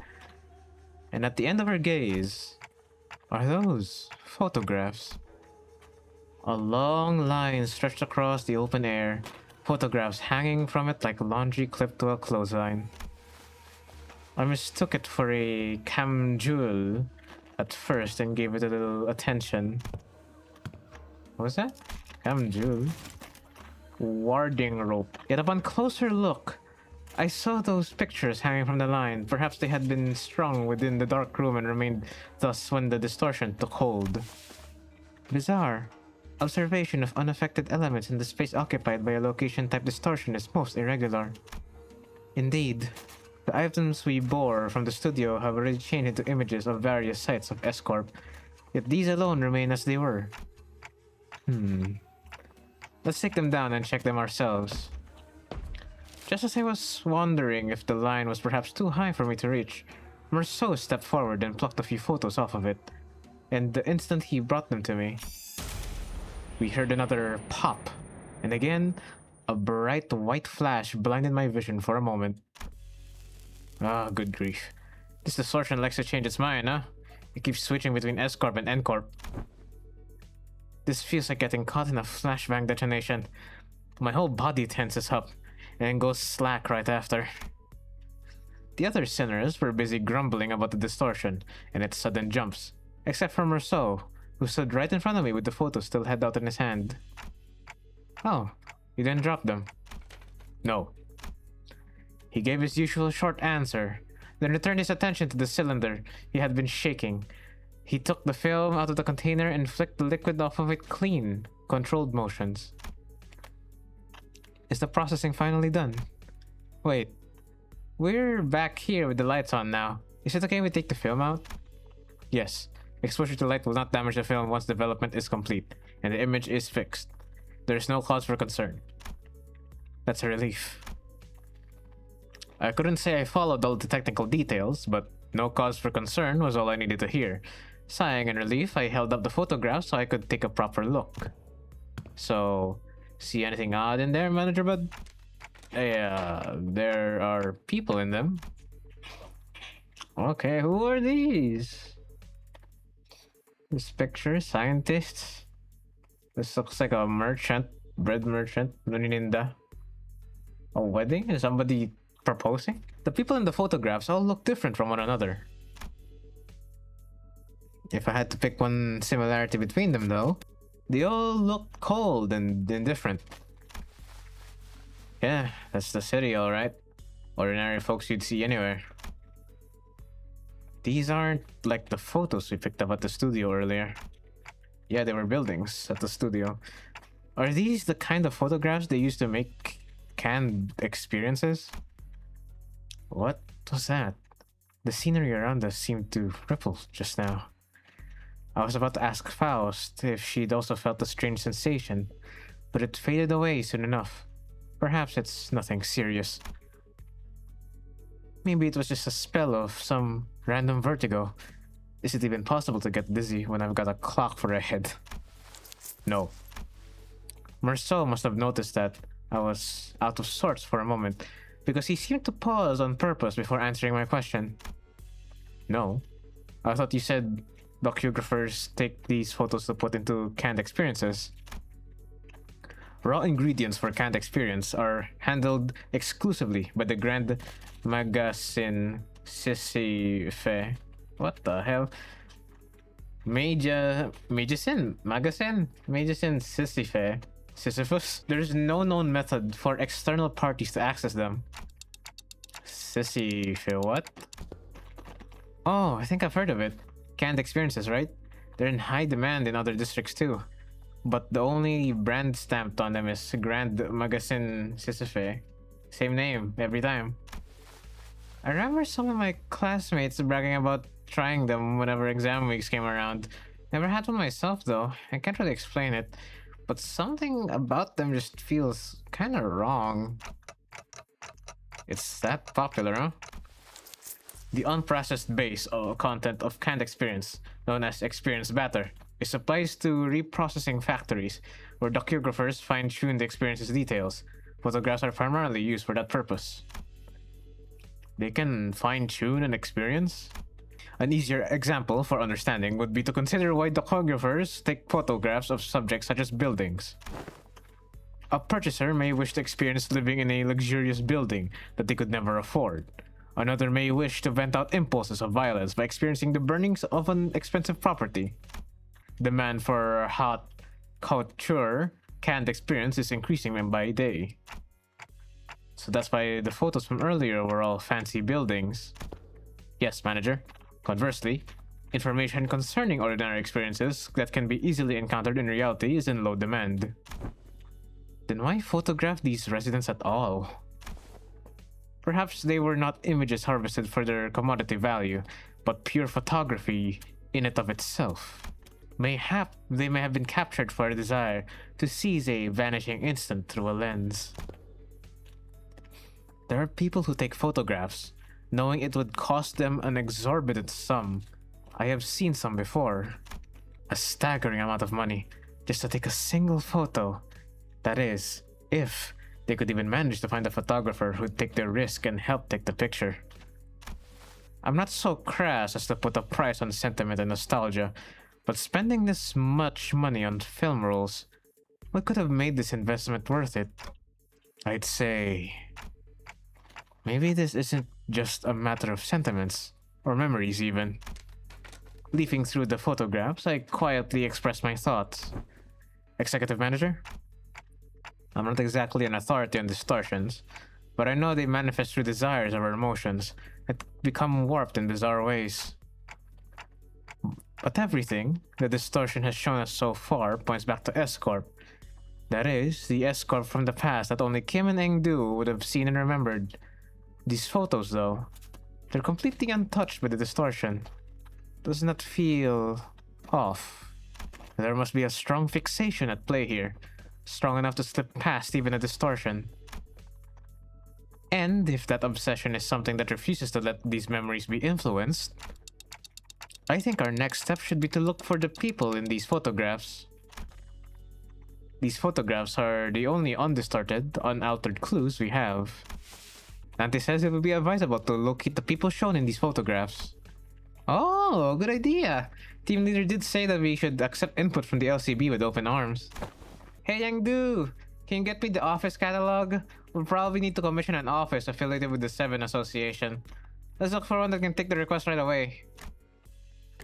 Can someone tell Ezra we're fine? I think I know where to find these people. Dante says one of the people shown in the photos has already been found. Huh? What? When? How? Well, guess I'm just having a lucky day. I pulled the radio from my waist and switched it on without answering Ezra's question. DWRC. I think she said, do we regroup clock? That one was especially hard to understand, Ryoshu. Hehe. Rhodia's with you, right? Can you put her on? Okay. Rhodia, you there? Eh? What? Dante wants to talk? One sec. I kinda went overboard with the bread and pastries. My hands are completely full over here. Pastries? What kind? Just one of everything. Neat. Can you grab an extra... What the hell? These two gluttons, I swear to God. Neat. Can you grab extra brioche and baguettes for me too? Love the ones from that street. They're so good. Hold on. I gotta readjust the pile if I wanna... Just throw them on TF. They're packaged. Ryoshu, you can't treat food like that, Kay. Bread has... I mean, bakers have feelings too, you know. How do you think the baker would feel if they knew someone was treating their precious babies like trash? This scabbard is rattling again for no reason. Anyways, Dante, can you give me a sec if you need me to fight? I just need to cram these into my pockets real quick. No, it's not a fight. Uh-huh. Then what's it about? Yeah, we found the bread baker. I took a closer look at the words written on the wicker basket on the first photograph Marceau had brought me. Where's that bakery you're at? Pastry shop, District 14. The bakery owner. Ah, I know who you're looking for. The owner of the bakery was a woman holding the same wicker basket as the one in the photograph. She took one glance at the picture I held up for her and gave a quick nod. This man, he works in Cannery 17, right next. He's a regular. He used to drop by every morning to buy sandwiches to share with all his coworkers. Haven't seen him around lately though. And those coworkers, I assume, were wearing the same uniform? Asking the question on my behalf, Otis showed the baker another photograph. Probably? He was always wearing one too. I guess it's the cannery uniform. This confirms our lead, executive manager. A few inquiries at that cannery should bring us the information we need. Yeah, you're right. But it's just that she doesn't seem very concerned at all. She's one of the people in the photos that weren't affected by the distortion, right? Thought she'd be a close acquaintance. Allow me to verify, executive manager. Do you know the name of the regular you spoke of? His name? Am I supposed to know that? Though I wasn't expecting her to actually know his name, the apathy evident in her voice gave me pause. He took a photo of you. Wouldn't it be reasonable to assume that you're well acquainted with him? Yeah, it's pretty expensive, right, for a film role? Oh, that... Is this a stalker? Jesus. The baker's demeanor changed when Otis pressed the point. She gave a strange, unsettling smile before pulling something from her apron pocket. A thin and round, can-like object. It's a cylinder. He said he'd give me 5 of these canned experiences for free if I let him take my picture. Even said he'd throw in the docugraph of the building of my choice. What? Is it what? Huh? I don't get it. He docugraphs buildings, right? I hear he even takes work trips to the nest every now and then. So I asked him to get me a docugraph of this lovely mansion I saw by the nest suburbs. I know I'll never get to afford a beautiful place like that, but this way I could at least experience what it's like. And gosh, it was Everything I'd ever hoped for. I couldn't quite put my finger on it, but there was a distinct eeriness to that dreamy, blissful smile on the baker's face that sent a chill down my spine. Is it just obsession of wanting to have a better life because of these photograms? Young Marceau. I can't believe I still can't guess. I still can't get used to Don Quixote to calling everybody young. Are these canned experiences truly possessed of such marvels to pluck all semblance of reason from one's countenance? They maintain high demand across the city. District 14 is one of the several markets. Does that mean that those who indulge in canned experiences may experience venturing on an expedition to the Great Lake and bungee off of the summit of the skyscraper yonder as they remain seated where they are? They may, however. Oh, a magic can, allowing one to pursue any dream the heart may conceive. Verily, I confess mine own soul is much tempted. It differs from pursuing a dream. Oh, he's mad. Oh, he's mad. He's angry. Mass-produced canned experiences are made from base experience matter, mixed with various modified information. The resulting end product enables intense stimulation through altered memory. Therefore, it is unlike the dream, as expressed by Don Quixote. A piece of memory refined along the numerous processing stages of the cannery's production lines is not equivalent to a genuine experience, meaning the usage of experience in her previous statement must also be amended. He is so mad. I don't know what's... Is he... I'm trying to guess what his canto is just from his reaction. Was he lied to? Was he in such delusion that, you know, he abused these? Was he a canned experience abuser? Memories altered for intense stimulation. That does sound quite shady. How doth this cast a shade upon the boons granted by the can? Adventures and tales are forsooth inclined toward a little grandeur. It is because the memories provided by the canned experiences are extremely vivid. Statistics have shown that users of cans interpret them as authentic experiences and become dependent on them. A possible cause of the formation of dependence patterns is that canned experiences allow one to feel as if one has achieved a dream that is, in reality, impossible. Are thou implying that the users are made content with devouring forged dreams stored in instant-use cans? Or still, the user may no longer strive to chase dreams in the waking world. For the sweeter and more splendidly a dream is embellished, the more impossible it will appear to be grasped with one's own hands. To become a cause for surrender instead of inciting one to march forth, verily, doth it not annul the significance of dreaming itself, if the resultant dream rouses not the spirit to gallop toward it? Whatever that annuls its significance, I cannot know. But they sell well. So, how much will you be buying? By what? You came barging in with all these questions, and I was patient enough to answer them politely, wasn't I? Don't you think you owe me a sale or two? You're not about to leave me without buying a single loaf after crowding up my bakery and scaring off my customers, are you? Her case was on point, actually. With our whole group gathered around, the passers-by gave us a wide berth and hurried on, whispering among themselves. Nobody was about to come in and buy a bread like that. Come on, lady, I practically cleared your shelf already, didn't I? You did? Where the hell are you keeping all that then?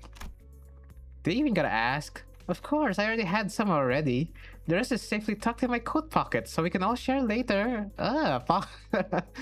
Bread, pocket bread. So, you already ate some? Let's buy a little more. It's true we scared off the other customers. Understood. Given that the expense is made to facilitate this operation, the lack of prior budgeting should not pose a problem. Oh, nice! Sesame rice, but for me, please. You freeloading son of a bitch! Where were you? Where were you? You son of a bitch! It was Kim. He really did have a knack for making an entrance at the least expected moments. Hey, mister, where have you been all this whole time? Wait. Be cross with me all you like, but give me just a moment. Ezra paused, waiting in puzzled anticipation. Only for Kim to take a sesame rice bun from the baker's hands and chomp into it. Alright, I'm ready. Freaking waste of bread. Oh, he got gut punched. Ezra's angry fist drove straight into Kim's solar plexus, folding him to the ground like a crumpled sack of potatoes as he rolled away. At this rate, the owner might start charging us for the whole bakery next, roof and all. Let's get away from here. Manager. Marceau approached me as we walked down the street, with Ezra and Kim still squabbling behind us. He was holding up a roll of something, brown and tightly coiled. I have completed development of the film, per your instruction. Oh, so this is the film in the canister you were shaking. Do I just unroll it? Hold it up against the sun, or other sources of light. As it is a reversal film, the images should be visible as they were photographed. I had no idea what the reversal film meant, but I did as he said and unrolled the film. Okay, I can see it. Huh, that's pretty cool. Oh, is it showing? Can I see too? Move it over a bit. Let me have a look too. It was hard to make out the details because the images were too small, but I could still tell the strip was packed with almost identical pictures. Is this the same person in every shot? In the same pose in all of them? Huh? You're right. No, wait a sec. This is an animation thing, right? It's not the same pose, technically. See the arm here? The further along the strip you go, the lower it gets. Yeah. It's a what's it called? Yeah. And the head looks like it's turning into the right. Huh? We were all squinting up against tiny frames on the film when Sinclair suddenly flinched and went stiff, like he'd seen something he shouldn't have. A second later, all color drained out of his face. Sinclair? What's the matter? This reminds me of something I learned in school. You draw a picture in the corner of a stack of notes or a thick book in the exact same spot on every page. You start with the arms down, then you make one small change in each page. Nudge the arms up higher and higher until they're all raised all the way up. But when you flip the pages fast enough, the drawings stop looking like separate images. The still figure starts moving. That class was called Introduction to Motion Pictures. I remember the teacher saying, the video footage we watch are all made the same way. Are you saying that this is a continuous sequence of still images? The arrangement of frames suggests that this film strip is highly likely to constitute footage, a violation of NCOR's taboo. Oh, no wonder they're also, like, you know, hotty-dotty about it. So they don't like film? They don't like videos? Sure, I guess. Oh crap. As soon as I registered Marceau's words, my hand reflexively threw the film to the ground. Are we gonna be okay? We might have just broken a taboo.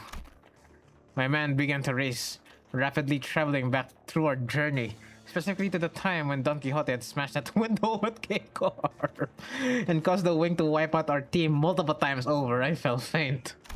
At least we had Virgilius with us then, and it ended up being not that big of a deal at the end of the day since I could revive the sinners, but some nest taboos could get us in serious trouble just for carrying anything that has to do with them, can't they? I hurriedly turned towards the sinners, many of whom looked every bit as troubled as I felt. Still, a few of them expressed a casual lack of concern, citing all the crazy things we've gone through so far. Miss Faust, what'll happen to us if this gets the manager killed? Okay, so this is it, huh? Stop freaking out, guys. They're not dying, and we'll be fine. N-Corp's not gonna kill you on the spot just for possessing a film roll. Really? Well, it might be a problem if the film roll does contain genuine recorded footage. But it's not like you guys had a hand in filming it, right? When N-Corp dudes get here, pick it up. Just comply with their commands, thank them for their service, and nicely hand it over to the authorities. And everything should be A-okay. There's a possibility that everything will not be okay. It's just so deadpan. Everything will not be okay. Eh? Because I have developed the contents of that film roll in that dark row. We are fucked. We are boned. We are absolutely cooked. Oh. The court will take the lack of intentionality into consideration. However, it is very likely that my actions will be deemed as aiding the primary violator of the taboo. Ooh. Ooh, and I commanded him to do it. I am so boned. I told him to do it. I am so boned. Shit. Okay. Well. Really?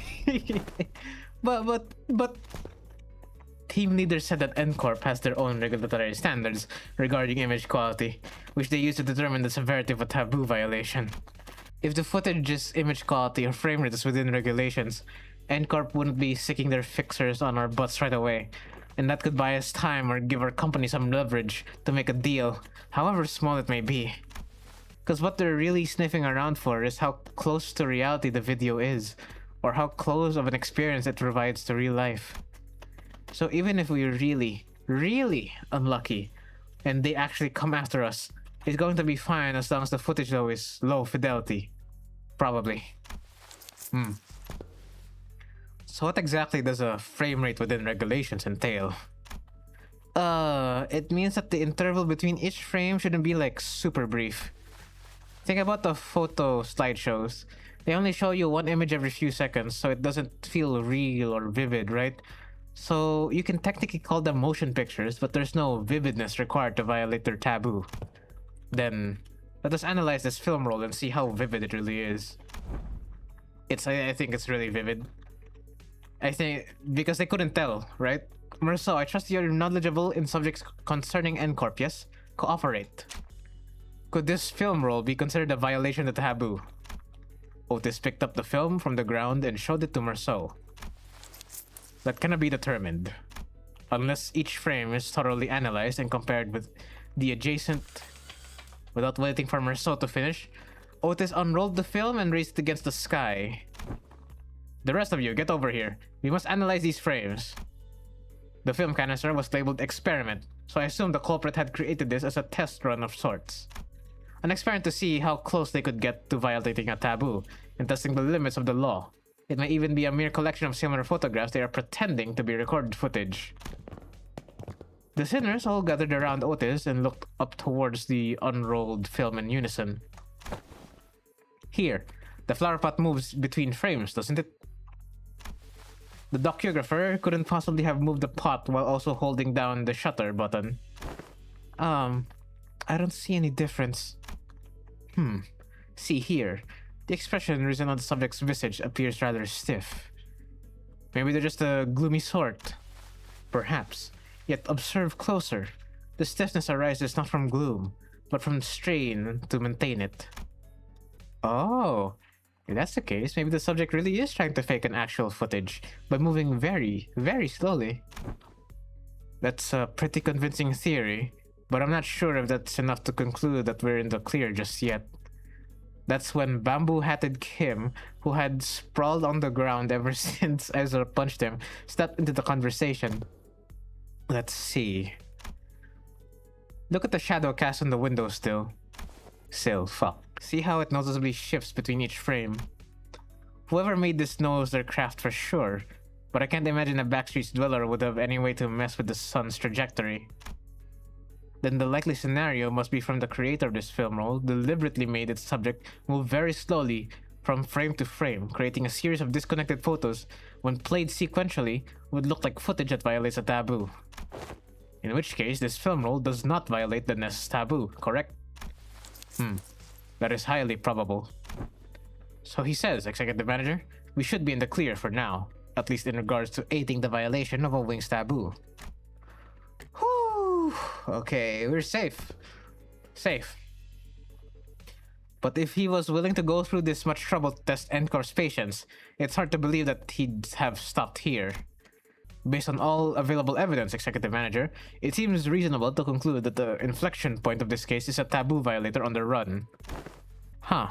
But what motive would they have to do that?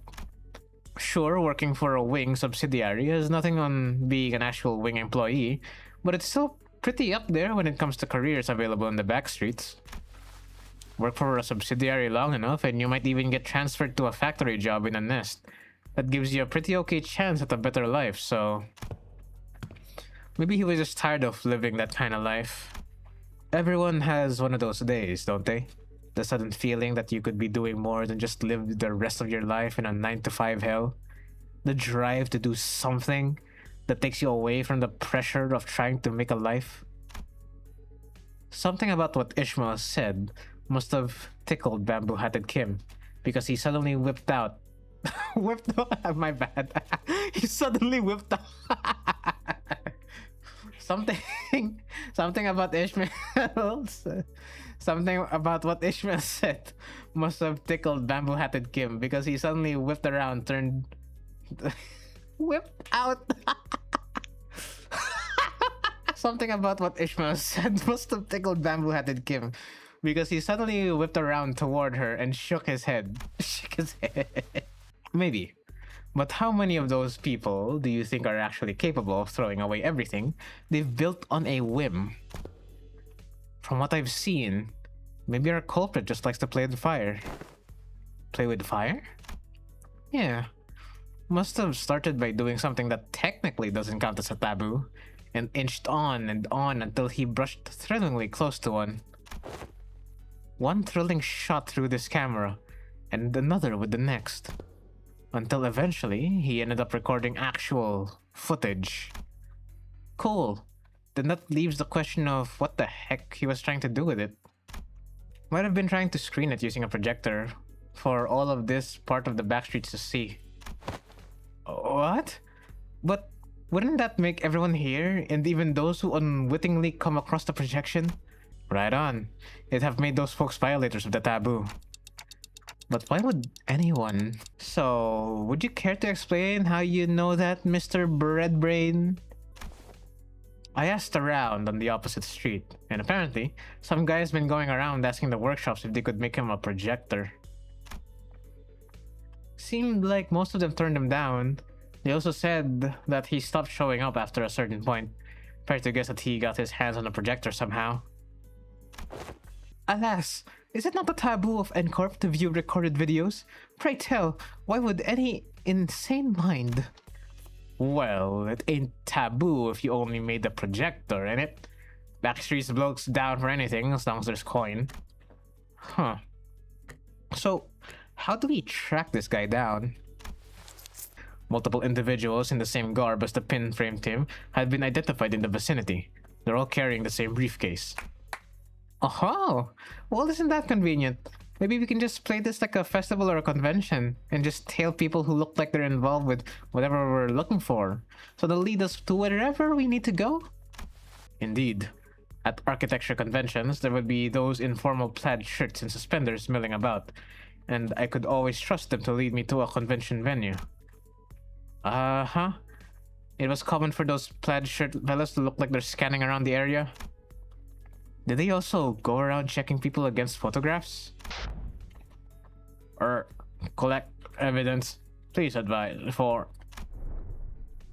They're also radioed each other? Glaring people they're glaring at, huh? Perhaps you could answer that series of queries yourself. Nope. This crowd sure don't look like they're gonna let us follow them. And this here, nice. Bro, think he's part of the team. Yippee. Butter Street, District 14. Hardly a challenge. What a WOT. Well, at least they're not much of a fighter one-on-one. Service Desk Klaus is not a combat specialized department. While they have all undergone basic combat training for extreme circumstances, they are not prepared for head-on conflicts such as this. Yeah, I noticed. They kept taking pictures of us with their briefcases. I'm guessing that's their primary job description? Ha! Ha! What are they snapping away for and whispering behind our backs like a lot of creeps? Collecting photos to include in their report for their higher-ups, I'd wager. I can kind of see how they could think we're involved in this somehow. Every time they follow the lead, they end up countering us. It's hardly a surprising rationale. Marceau stood a footstep away from the rest of the sinners and watched in silence as they tried to come up with an explanation. What is he thinking? What is it that he wishes to say? Or is he simply contemplating, observing, without any preconceived notions in his mind? What the fuck is that word? Reticence? Limbus really out here making me learn the fucking dictionary, bro. Reticence. Reticence. His silence shouldn't have been any different from his usual reticence, but as though by some chance or whim. Hey, Marceau. I was struck by his sense of brief yet distinct strangeness. The stranger? And was compelled to speak with him. Yes, manager. Don't hesitate to let me know if there's something you want to say, but aren't sure if you're supposed to say it. Yes, manager. I will do as you ordered should one such circumstance occur. As always, his reply was deflatingly concise and direct, as though he had some rule of his own that told him that this was the specific response for situations like these. Okay. But I'm talking about right now, actually. Don't you have anything to say? Like right now? No, I do not. It did not appear to me that he was trying to hide anything or choosing his words in response to my question. His reply was simply that, an answer, nothing more. Yes, a prepared answer, written down in a list of responses. That's what it felt like to me. As though this particular answer had always been the only one he had available for situations like these. Clearly, prodding him for answers wasn't gonna get me anywhere, so with a curt "sure, if you say so," I turned away from him and took off to join the other sinners. As I did so, a few words lingered at the tip of my proverbial tongue, asking to be let out, so I did. Would have been nice to know what you were looking at. Of that. He spoke. I cannot form a judgment. What? That is because the precise definition and nature of the subject of my gaze are just as unknown to me as to you. Should you point to an object or an enemy, I can provide a verbal explanation based on my current knowledge. If you require such information, please rephrase your question accordingly. Had I asked him again then, had I tried to get to the bottom of that line of questioning, could I have found myself the smallest peek into Marceau's psyche, which had remained entirely shrouded in mystery even after a year of traveling together? I suppose that's not up for me to judge as well. Manager. Yeah? Another battle is imminent. As you have previously instructed, I have informed you of an imminent battle. Yo, Boss Clock, are you just gonna sit there all day while we do all the fighting? They're pouring out of that building over there. So they must have been on their way to that building. Our path ahead seems clear, Executive Manager. Let us neutralize these foes and head up there. Ah, gotcha, maybe right there. The brief lull of battle came to a close. And battling enemies who arrived precisely at the time Marceau had predicted, we made our way into the building. Bloody hell, them blokes we fought downstairs must have been the weaker ones of the bunch. How does NCorp have so many guys on their payroll? There's no end to them. It is a wing, after all. Are these the taboo violators? I thought the culprit worked alone. No, I'm quite certain they're the ones from the subsequent reports. They're fixers? The NCorp fixers appeared just as confused as we were. It was clear to me that they were expecting to find the taboo violator here, not a big group of over a dozen or so people. What were they thinking, sending fodder like us to deal with an organized taboo violation? They should have sent taboo hunters here instead. Why do you think they told us to consume canned experience containing mass melee combat? They must have thought our current manpower would suffice to deal with this. You can do— wait, what? Is that thing in Cyberpunk where you just, like, put in, like, a martial arts training SD card in your brain and then you get, like, suddenly good in martial arts? I don't know about that. Wait, wasn't there an extra report? That one of them is a— all of a sudden, with a click, the room began to buzz with a metallic whir of some kind of machinery. And immediately, I could tell what it was. Distortion. Standing in the middle of the shabby room was a device I wasn't sure if I had seen before. It's a pretty shitty style, to be honest. You know those old ass movies where there's like a serial killer or like some kind of kidnapper asking for like ransom money, and then they make a letter using cutout words or letters from a magazine or something, and they all paste it in a letter, something cute like that, so they don't trace the handwriting. Yeah, it looks like this. Its exterior was plastered with strange shapes that looked similar to what we saw on the Chonokun's face in our earlier battles, making it difficult to grasp its full shape. The round object affixed to it began to rotate slowly, with a dull, worn-out groan of a thing past its prime. Men! Shield your eyes! Yes, a taboo. It's a projector. The moment it began to emit a faint ray of light, Otis thundered in a commanding voice. Ah! I quickly turned away as well, making sure not to catch even a glimpse of it. The device could be playing a recorded video, Executive Manager. Even a brief look at it could constitute a taboo violation. Shit! I saw that. I am so finished. Just as panic began creeping into the voices of several unlucky individuals. Oh man. Oh man. Folks, this is starting to get a little embarrassing. A sleepy voice breaks through the darkness past my, metaphorically speaking, shut eyes. Mentor? Eyes open, Engdu. What's wrong with everyone? Got dust in your eyes? The hell's wrong with you? Don't you know that anyone who watches even a split second of a recorded video in EndCorp gets... Of course, I know. But I watched it anyway. Open your eyes, esteemed fellows. This motion picture isn't recorded. Hang on. He's right. That video is not a recording. Possibly emboldened by Kim's comment, or perhaps believing that seeing the video could be excused as an incidental exposure incurred while subduing violators, the EndCorp employees also opened their eyes and began to mutter amongst themselves. Is that thing talking to us? I finally allowed myself a good look at the machine, which was firing a conial beam of light against the side of the wall. And this was its message, delivered via white words on a black background. So you tracked me down this far. After what I went through to take refuge in here, they still ended up finding this place.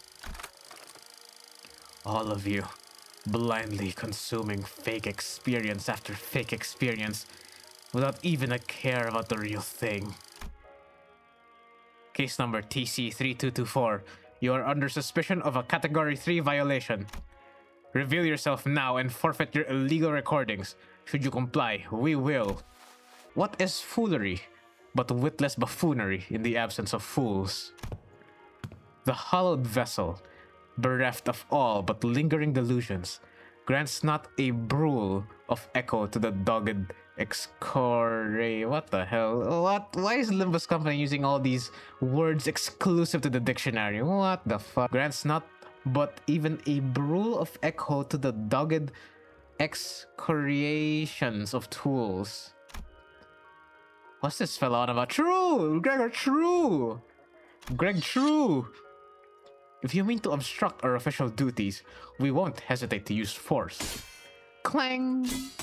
Without even so much as turning around, bamboo-hatted Kim raised his sword and parried away the N-Corp employees' nail-shaped weapons.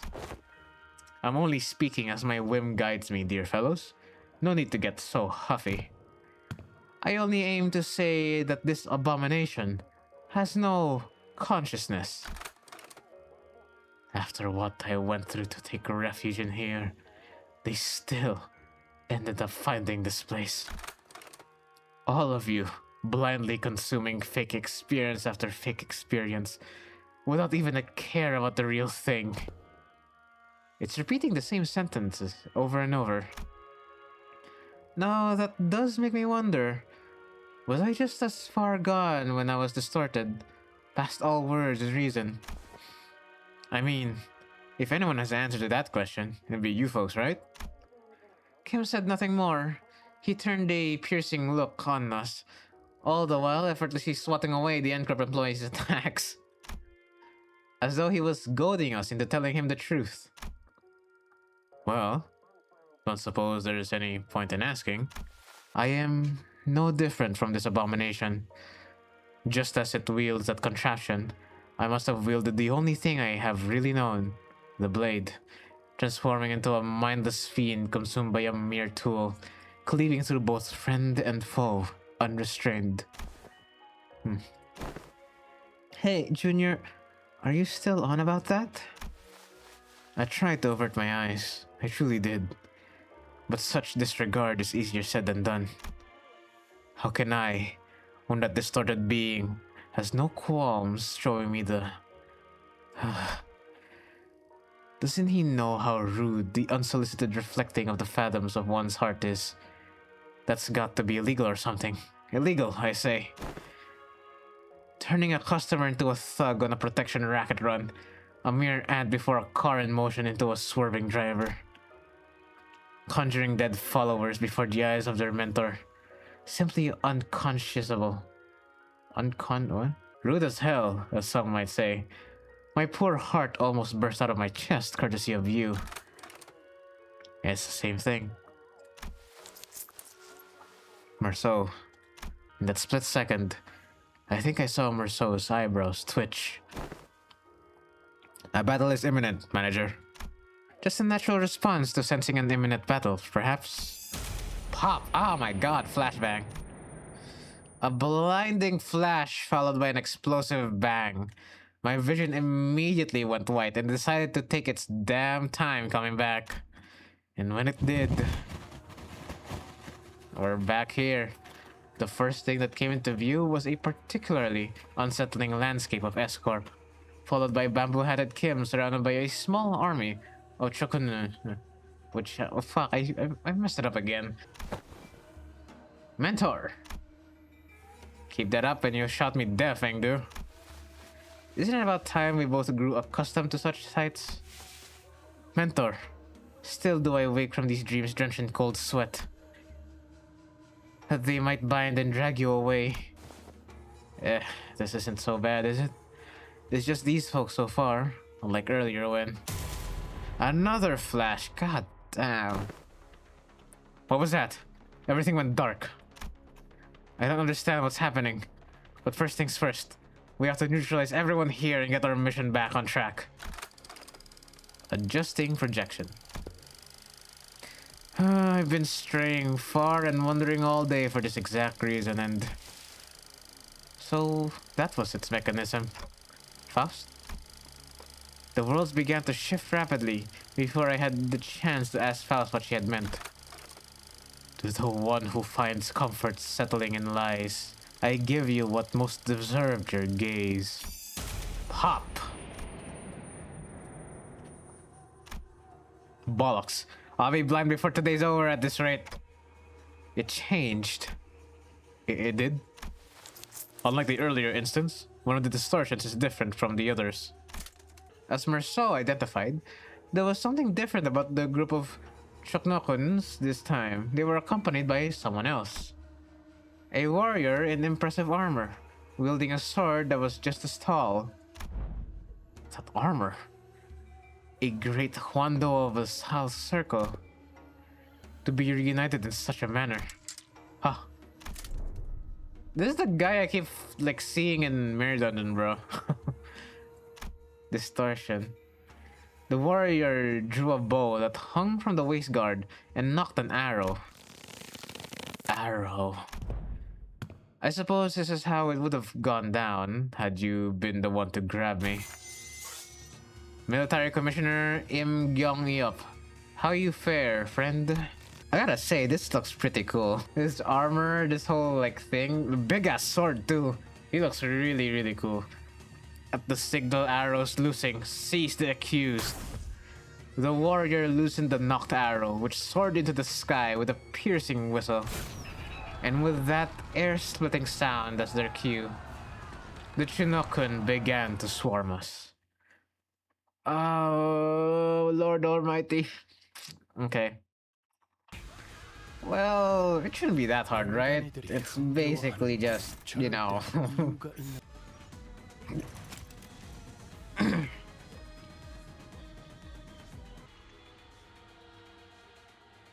Good enough for me.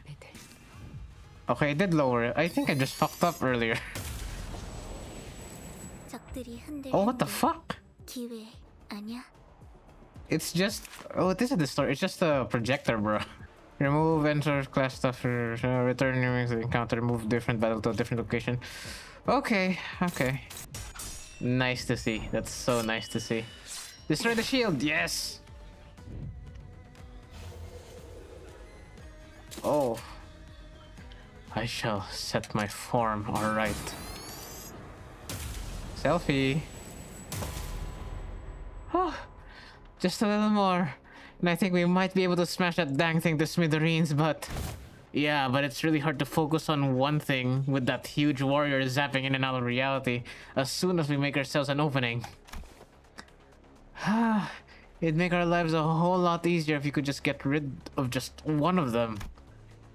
The battle seemed to be taking a toll on the sinners, more so than usual. It wasn't that we were up against an insurmountable foe, not even close. Not to mention how Ezra and Engdu were here to help us out. But... Shite! Haven't they had enough?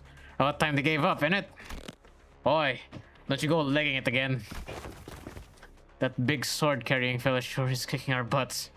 But I don't know if they're the key to solving this distortion. We ain't exactly flush with options, are we? Our exit's blocked, and it ain't like we can stop mid-fight to strategize. Cha-ching! With the battlefield constantly shifting and flashing between N-Corp and S-Corp, we simply did not have the breathing room to focus on either the projector or Im Gyong-yup, who was swinging that great blade with frightening force. Ah, flashbang.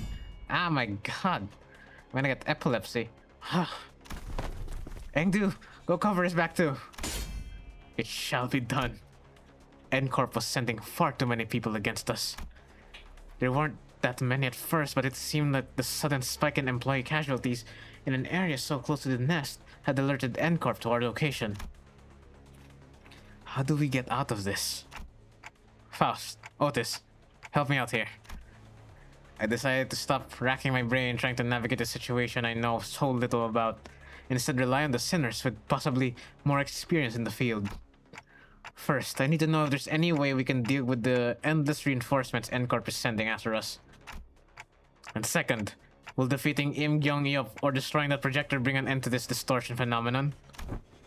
If I may speak freely, Executive Manager, it is unlikely that our present force will be sufficient to overcome the current rate of enemy reinforcements. Not only is this battle situated in close proximity to the enemy stronghold, but there is an unpredictable variable in that strange machine that makes neutralizing even a single wave of enemies difficult. I mean, I'm handling it. I regret to be the bearer of bad news, but we are trapped in a battlefield with but a single exit, which the enemies have already blocked, without reinforcements of our own. There's little hope of prevailing through this current predicament. Yeah, seems that way to me too. But maybe if we can just neutralize the distortion phenomenon, at the very least. Faust recommends entering the Dungeon of the Fathoms as our exit. Dungeon of the Fathoms? But how can I enter if we can't even talk to the distortion? Wait, maybe. During the LCB regular checkup back at the LCE, he says that all of you have to do is read what's on the note in front of this distortion. Apparently, it's some kind of a code. Right, keywords. This one seems to be a location type distortion, which means that regardless of where the bright flashes take us, N-Corp or the twisted caricature of S-Corp, we're still within its range. In other words, as long as I have the right keywords, I can summon an entrance to the dungeon of Fathoms from anywhere within it. Okay. What are the keywords for this distortion then? Hohenheim provided us the necessary keywords for his distortion back then, but this time we had to figure it out on our own. First things first, one of them has to be a photograph. It's always been present throughout the entire phenomenon. If I may, perhaps experience may be one of them. Yisang put his 2 cents in, having briefly retreated from battle to the backlines. There is an undercurrent of obsession with experiences staining his every trail. It must have aught in relation to what has caused this distortion. Experience. The concept alone lacks substance. It must be something more grounded, something that is at once synonymous with experience while maintaining a through line to N-Corp's technology that was once the core of his obsession. Canned experience? Most likely, thinks Faust. Right then, photograph canned experience? Not. Seems to transpire as of yet. It didn't, but I could feel it. Are these the kind of photographs they use to make canned experience? So that's what the strange sensation was. Mentioning the word shook the distortion, caused that rippling effect. But it was clearly not enough to force open the dungeon of the Fathoms. How many other keywords could there be? Scraps. Sorry? Oh, I thought we were all taking turns sharing what might have caused him to distort. Smiling. And going by the way you folks are saying your piece one after the other, I thought this was some sort of a Zen riddle. Not a Zen riddle, no, but where'd scraps come from? See, when enjoying the benefits of stacking off at work, all kinds of mundanities come to possess far more interesting qualities, sometimes even revealing secrets invisible to eyes focused elsewhere. Take our person of interest to wit. He has been poking around this area of town with an eye-wateringly expensive camera in tow, so conspicuously that every store owner I'd lightly prodded for information had tales to tell about him. Each tale added another facet to the long saga of a once-driven man, a man with a can-do attitude. Haha. Anyways. An uncanny ability to pull himself by his own bootstraps, and a clear path toward Nest residence, who became so bewitched by photography that he eventually squandered his fortune on what was, in the end, nothing more than a pastime. And that went on until he found himself reduced to a pauper, barely making rent on a scrap heap of an apartment. In pursuit of his ideality... I can't take it seriously whenever Yusang says ideal. In pursuit of his ideality, the man has lost grip of fortune and reality. I sought out his apartment and found a few scraps of his writing. When cold rain drips through the roof, when mold and tepid humidity together encroach from the earth, the mind begins to wander, lost. Eventually, madness is evoked in a form indistinguishable from drunkenness. The pauper loses himself. A shadow darker than any I had seen on Kim's face crept beneath the shade of his eyes. No, I had seen that look once in the past. Though it would be more accurate to say that I had heard it in his voice that echoed in his fathoms, distorted by guilt and regret. Perhaps I shouldn't be surprised by the fact that this distortion has, among the countless people here, taken a particular interest in baboon-hatted Kim. Perhaps I shouldn't be surprised by the fact that this distortion has, among the countless people here, taken a particular interest in bamboo-hatted Kim. Photograph, canned experience, and scraps. Crack. Like inserting a final piece of the puzzle, the space before us momentarily warped and flashed, opening a pathway to the distortion's fathoms. Well, then... We'll be right behind you, Executive Manager. Miss Ezra, this is what I have seen then. The gateway to one's fathoms. Yeah, so this is it, huh? Neat stuff. But, before she could finish, Ezra had to redirect her focus from our discussion back to the battle. Most of the sinners were caught in the same predicament.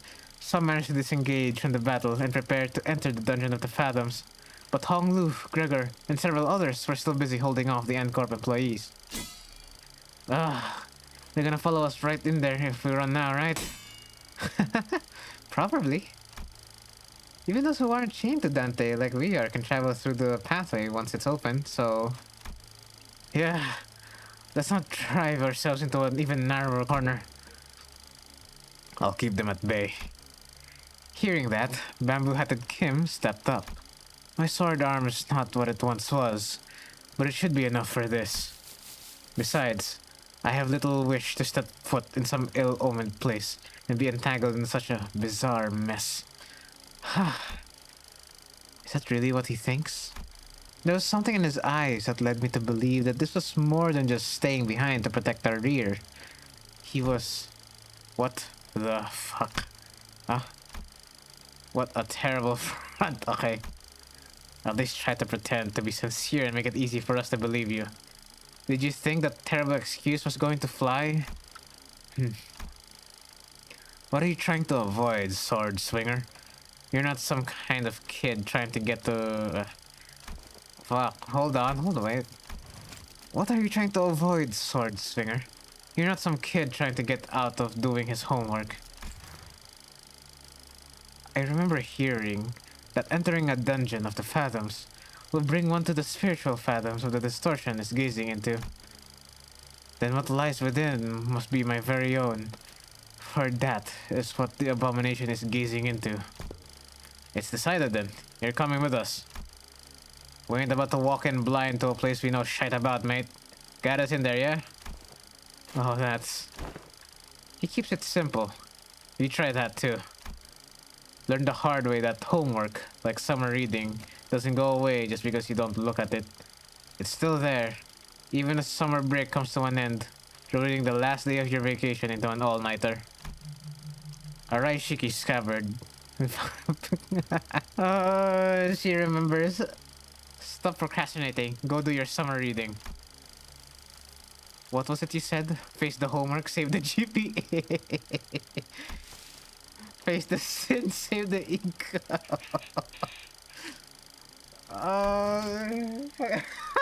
the homework, save the GPA.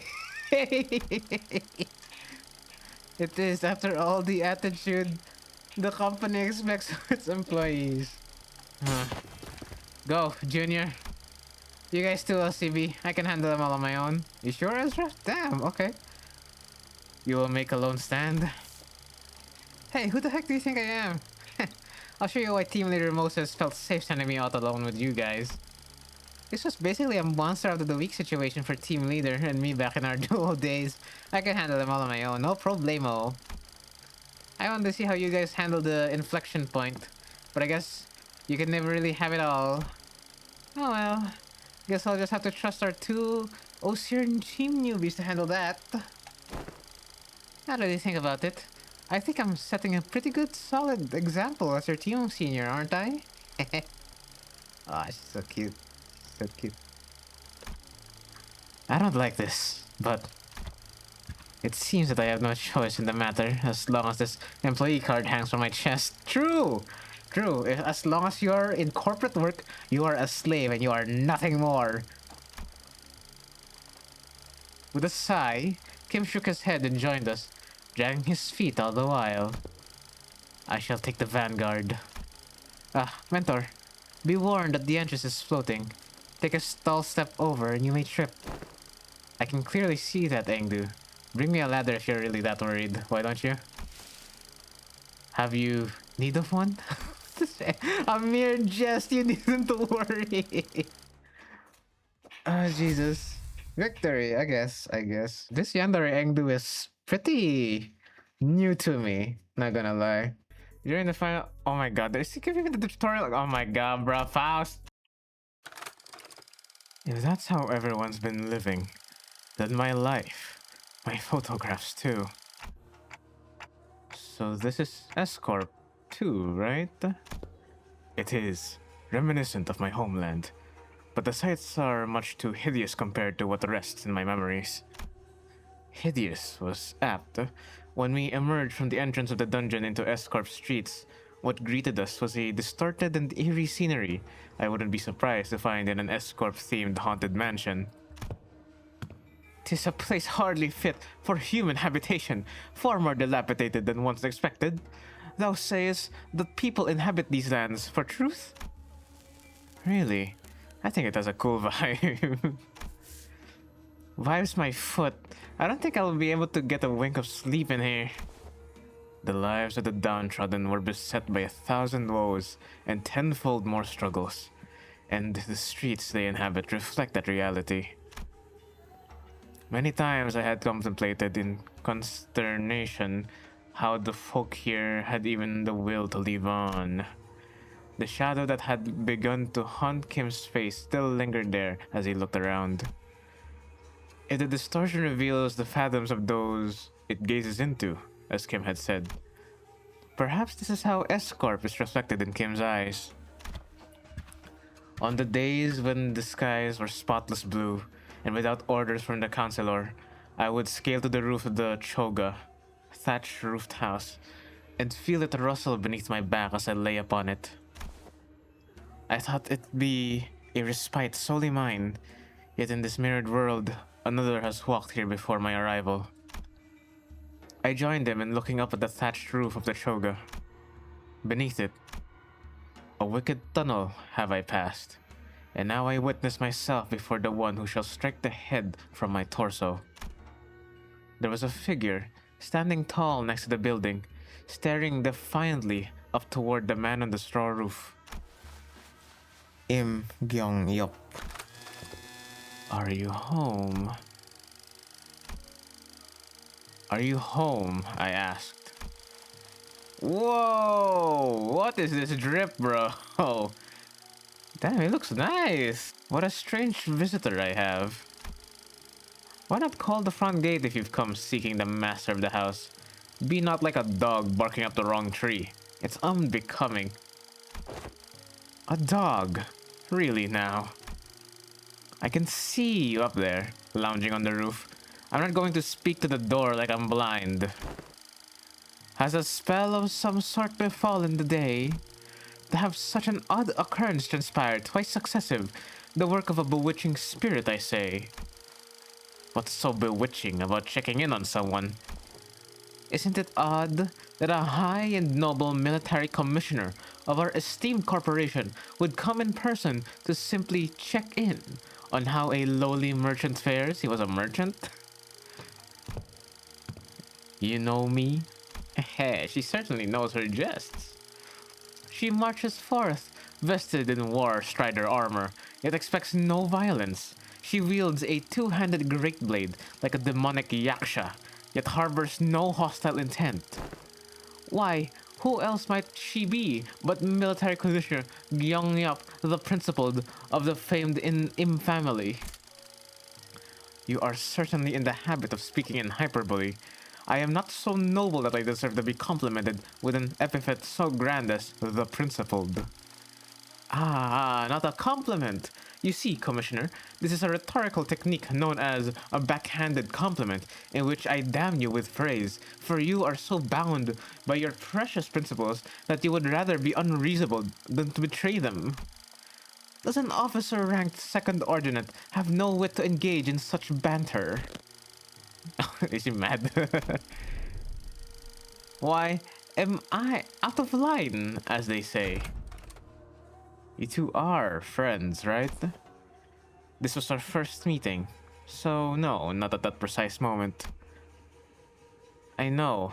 I'm just saying that if I were her, I wouldn't let myself become friends with you after such a bad first impression. I can't imagine becoming friends with someone who keeps pushing my buttons. Maybe, but people do find friendship in such personalities if they have a taste for prickliness. You got a friend in us, don't you? Fine, you have a point. But I guess I do have a habit of pushing people's buttons too. But still, I hope you're not seriously comparing the way I talk to this sassy gotcha digging pun riddle. Well, the world we live in a vast and diverse one, consider yourself lucky that you're surrounded by so many quirky characters. It's because of that same luck that she took the joke well rather than respond by trying to cut off my head. You are out of line, yes. But I knew you would be, so I wouldn't take issue with it. Though I must admit, the rumors of your sharp tongue do you no justice.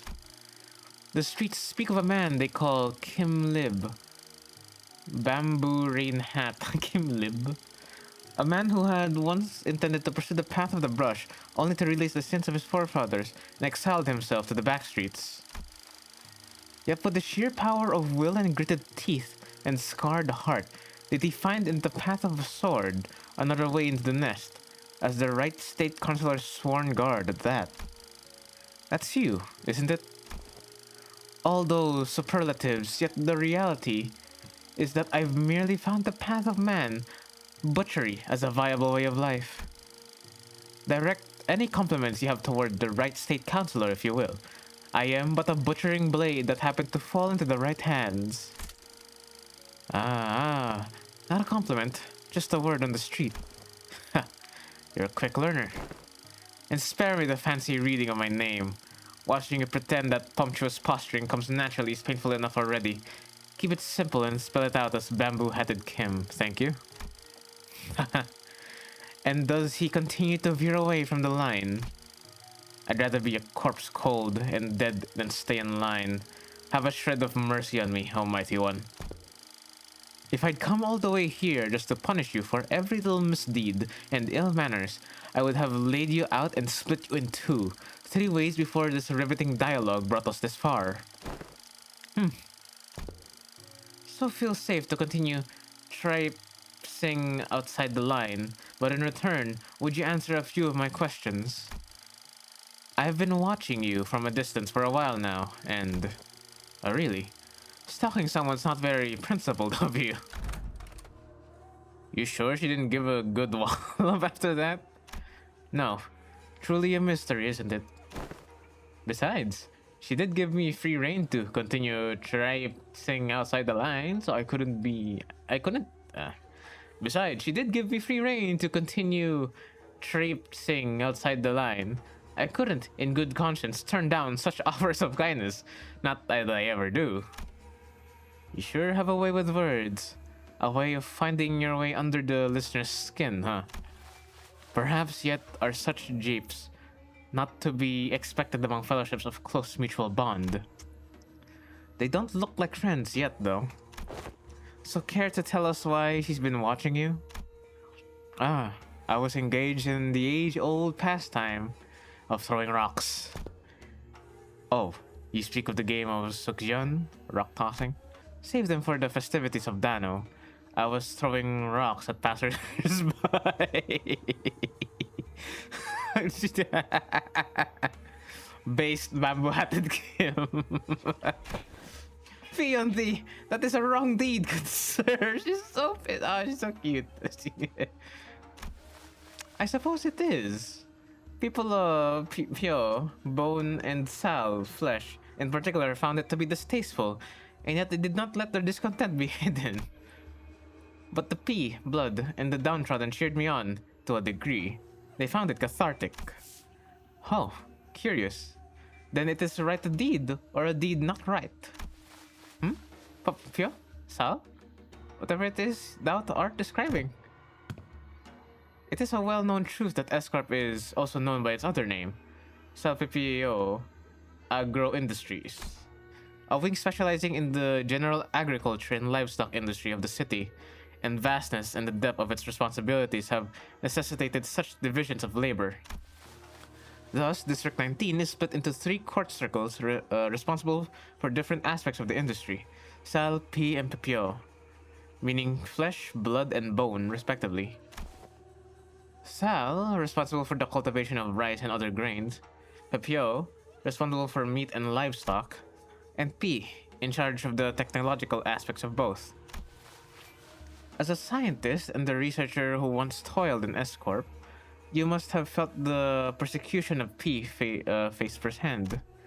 It is believed that the Trinity was designed for balance, that they would provide assistance when requested and keep one another in check when needed.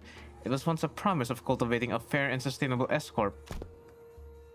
Alas, the noble intentions of yesteryear now lie sullied. The Trinity now degraded into 3 coloring bands of profiteers, blinded by avarice, relying not on honor but betrayal and perfidy to claim the top of the triangle. An adherent of the flesh claims the position of the chief state councilor and monopolizes rights as the common folk starve. As adherent of the bone, once a right state councilor, toadies to Sal and rises to the seat of the left state councilor. When such shameless conspiracy permits not the common folk to even till the land as they please, anguished cries of suffering flood the streets. Hold on, wait. They're just lore dumping. Hold on. I need to reread that shit. Hold on. Thus the common folk are reduced to livestock, bleeding out, hanging from a hook, while bone and flesh collude, like that of emaciated dead. Who shall claim the severance of flesh and bone, and force them both to yield. Oh, is the reverence Soy Jack now! An oft-heard poem when walking the streets of S-Corp. Oh. Then the people whom thou have targeted with thy rocks they weren't people. Rats. Rats? Oh yes, the Chancellor finds the rats detestable. Much better to stop them from a distance if you want to crush them. By any chance, do these rats have a habit of sneaking into the royal court to better pilfer what the common folk rightfully deserve? They certainly suffer from a severe case of kleptomania. So you purposely threw a rock at his feet to trip him to the ground, knowing that he was a klepto rat. Well, I simply could not help but react as such in the presence of scurrying rats. Is there aught you find laughable, funny? Speak if you do. I could use a good laugh about now. Just heartily expressing my gratitude, that is all. Those whose corruption is revealed ought to readily receive their scarlet aura bonds. The gall to scamper away with their expensive prosthetics. My men were having some trouble apprehending them, until now. Well, if that is your intent, you're invited to leave a token of gratitude somewhere in the vicinity. Perhaps I'll happen to pick it up. Wouldn't want to get thrown in the dungeons, teeming with real vermin.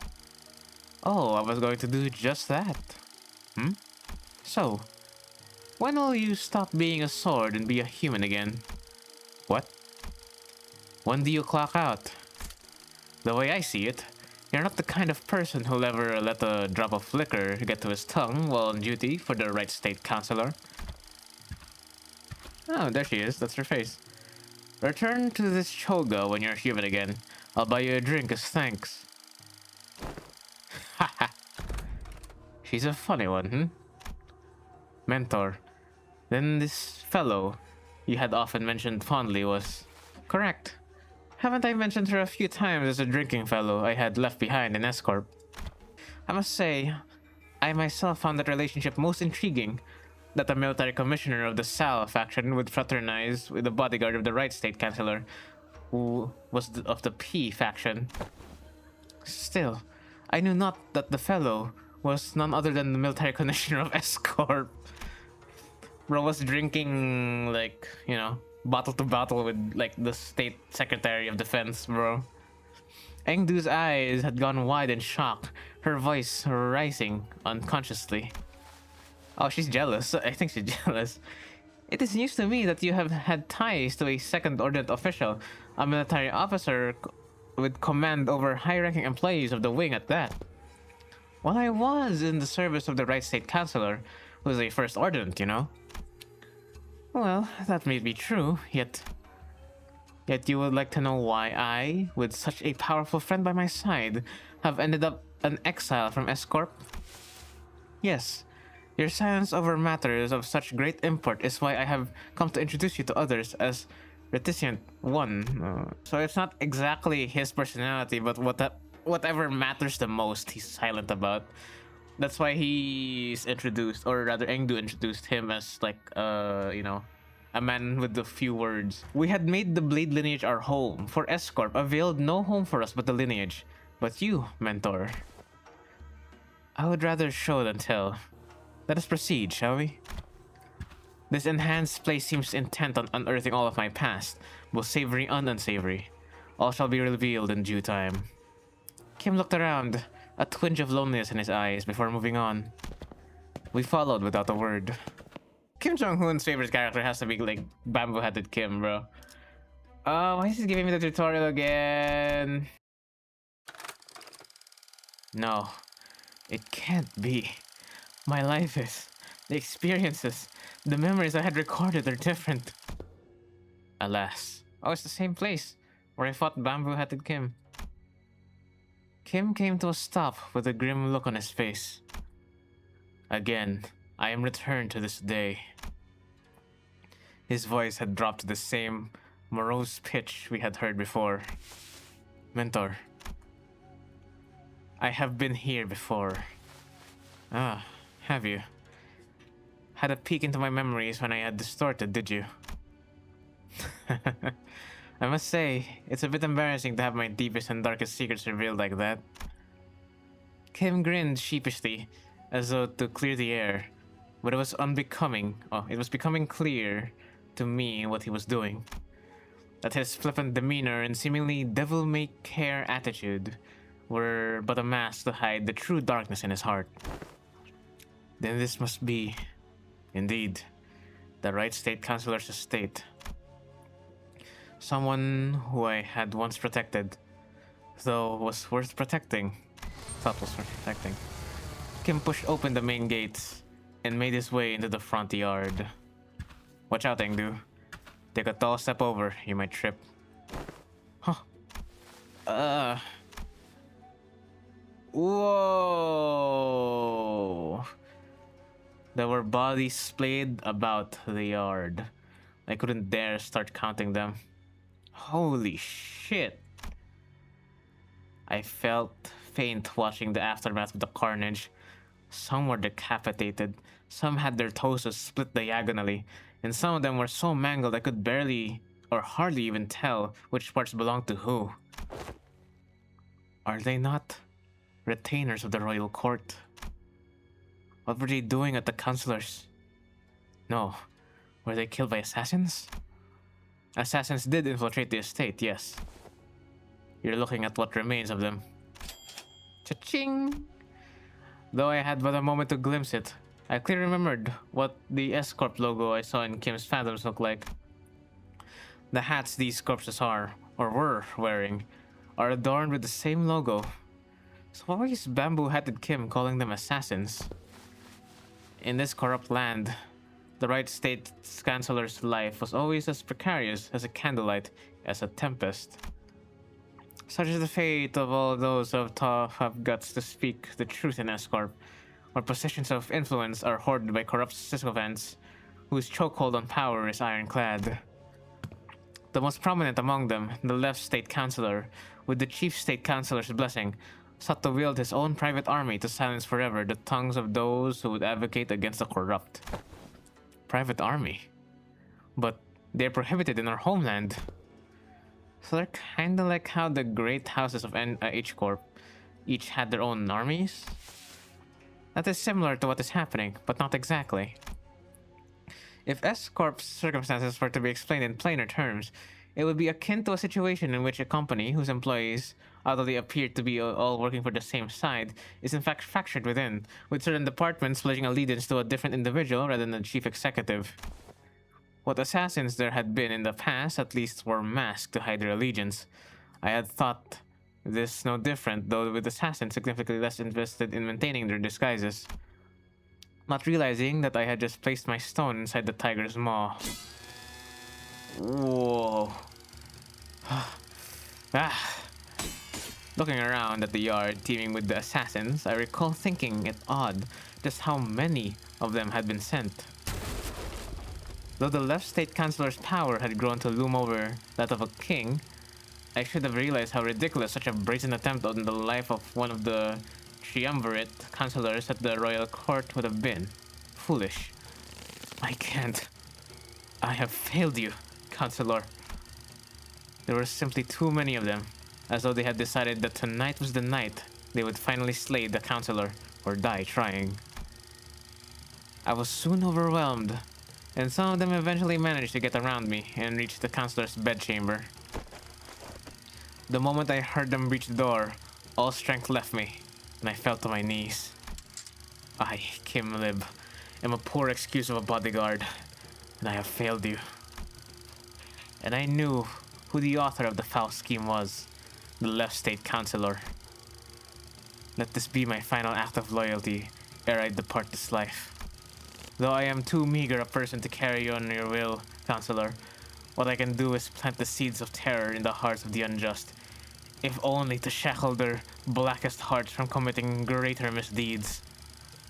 I shall go before the villain who contrived this betrayal and see that the favors are paid with steel. Only by such vengeance shall the councillor at last close his eyes in his grave. Or so I had thought. Creak. What? Greetings, honored bodyguard of the right councillor. I see that you've been hard at work. Accursed parasite. I ought to flay you alive and reveal the wretched soul underneath. Some gall you have to show your face here. Oh, here. You mean the home of the honorable right state councillor who toils day and night in service of the royal court? I know the assassins were sent by the left state councillor. Get out of my way. I should collect your head once my task here is over. Alas, alas, this unsightly display of anger shames us all. Are all those who live by the sword as uncouth as you? The cruelty of your damning words is an oppression upon decent men like myself. Let's see how long you can. Heed me, soldiers. Arrest that mad butcher. Huh? What? The accused shall heed his crimes. 1 moon ago, an anonymous letter threatening to take the life of the reverted right state councillor arrived at the royal court. This audacious, what the hell are these words, bro? This audacious, contumelious effrontery is an affront not only to the royal court but to the heavens and men alike. The revered left state councillor, who had long been in disagreement with the right state councillor on matters of the state, found this offense to be so heinous that he has personally commanded his men to protect his political enemy on the day writ on the letter. Huh? Yet a tragedy has struck. All those lives sent to protect the noble councillor are slain, the bravery and justice of their honorable hearts trampled upon the ground by this villain. And now the villain promises death to yet another pillar of the royal court? Thus we are, perforce, to arrest a criminal and restore the rule of law. You spout senseless drivel.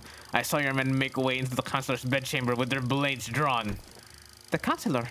Might you be looking for the right state councillor here, alive and well? My lord? The vile wretch leaned down next to my ear and whispered, Perhaps you should have known where not to stick your nose. Did you really think you could overcome the entire private army in the left state councillor's service? He sent so many of his men to their deaths just to lure me into a trap? Why? Now, don't take this as a compliment, as you're not even the apex blade of the homeland, nor are you the Yongyam Cloudblade. But you have been a rather egregious obstacle to the execution of my plans. Couldn't get through with the first thing in my plan, with you constantly getting in my way. Let's keep you nicely locked up and out of trouble. This can't be. For what it's worth, young man, I'm sorry. No, you're not. I've come to realize the error of my ways. The truth is, though Escorp is indeed a pond of turbid water, it was those like us who had stirred the dirt from its bed and turned it cloudy. Fearing the worst, we have arrived to protect the revered right state councillor. 1,000 curses upon the villain. In his quest for the right state councillor's life, the butcherous man has already watered the ground with S-Corp's laborers, the very lifeblood that runs in the veins of the most serene wing. And that shark-hearted villain is none other than the Councilor's sworn guard, Kim Lib. Han. Heed us, O villain. Han, obey! And let the aura bounce take you. Oh no. You have fallen far, my friend. You who were once considered a candidate to the honor of Ungyom. Damn, I got dishonored, bro. I got that dishonored treatment. And with that brand of a Novi sapping your strength, even your mastery with the blade will only dull. Are you to be my executioner, young up? I haven't received the orders to behead you, if that's what you're asking. Nor would it be befit someone of my station to sully my hands with an executioner's duty. How will you live on now? I don't know. The Councilor has abandoned me. There's no path forward. Self-pity of Argo Industries is more corrupt than I had thought. Rotten to the core. This is where the game ends. Time to resign, my stone. Indeed, it is. Why are you freeing me? Once a game has been lost, you start anew and test other gambits in the next round. Why don't you stop playing this unfair game, where the opponent always starts with stones placed on all 9 star points on the board? And I find a place where you can begin anew in equal standing. As soon as they realize it was you who freed me, they'll come after you. It's okay. Unlike someone who made a fool of themselves and fled after passing the royal examinations, I have the royal court's backing as its military commissioner. My position in the court isn't so fickle that they would cast me downright away just because I let go of someone like you. You're a branded criminal. In the eyes of the royal court, you're as good as inconsequential. I'll report that even if you were to flee, you would still be nothing more than a plaything in the palm of their hands. I didn't think you were the kind to go against your honorable principles. Some things can't be done without bending a rule or two, and you are needed. S-Corp's future is in need of those who are less bound by expectations, like yourself. Besides, it's not the rules I stand by, it's my own principles. I did say I owe you a token of gratitude, didn't I? Consider this a settlement of that. Gratitude and vengeance, after all, share a common quality. They are both debts to be repaid. Young Yup. Come with me. There's no hope left for S-Corp. You said it yourself, didn't you? We'll never win as long as we're playing the rigged game. Listen, they might have a 9-stone advantage over you, but to me, it's as small as 3. I'll manage and keep my finger in the pulse. Besides, change doesn't always come from the outside. The old wisdom says that to catch a tiger, you must enter its den. But wouldn't it help to have an ally waiting in the tiger's den to back you up when the time comes? There, all done. Your bonds are severed. Go now. Go, build your strength beyond the walls of S-Corp, yet beware of relying overmuch on foreign powers. I don't have it in me to take up such a grand purpose. I'm done with S-Corp. You know how I am. I just go with the flow. Yes, yes. Do as you will. Go with the flow. Be whatever you want to be. But I'm just hoping that the currents of the river will someday bring you back to S-Corp. That is all. Though I had left the rig game, my records afterward weren't stellar.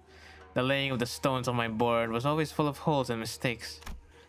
I joined the Blade lineage, became their mentor, dragged them into the library, until eventually, I cut down those who had placed their faith in me. Self-defeating move after self-defeating move. When Gyeongyop had let me go, I thought I had escaped the tiger's maw.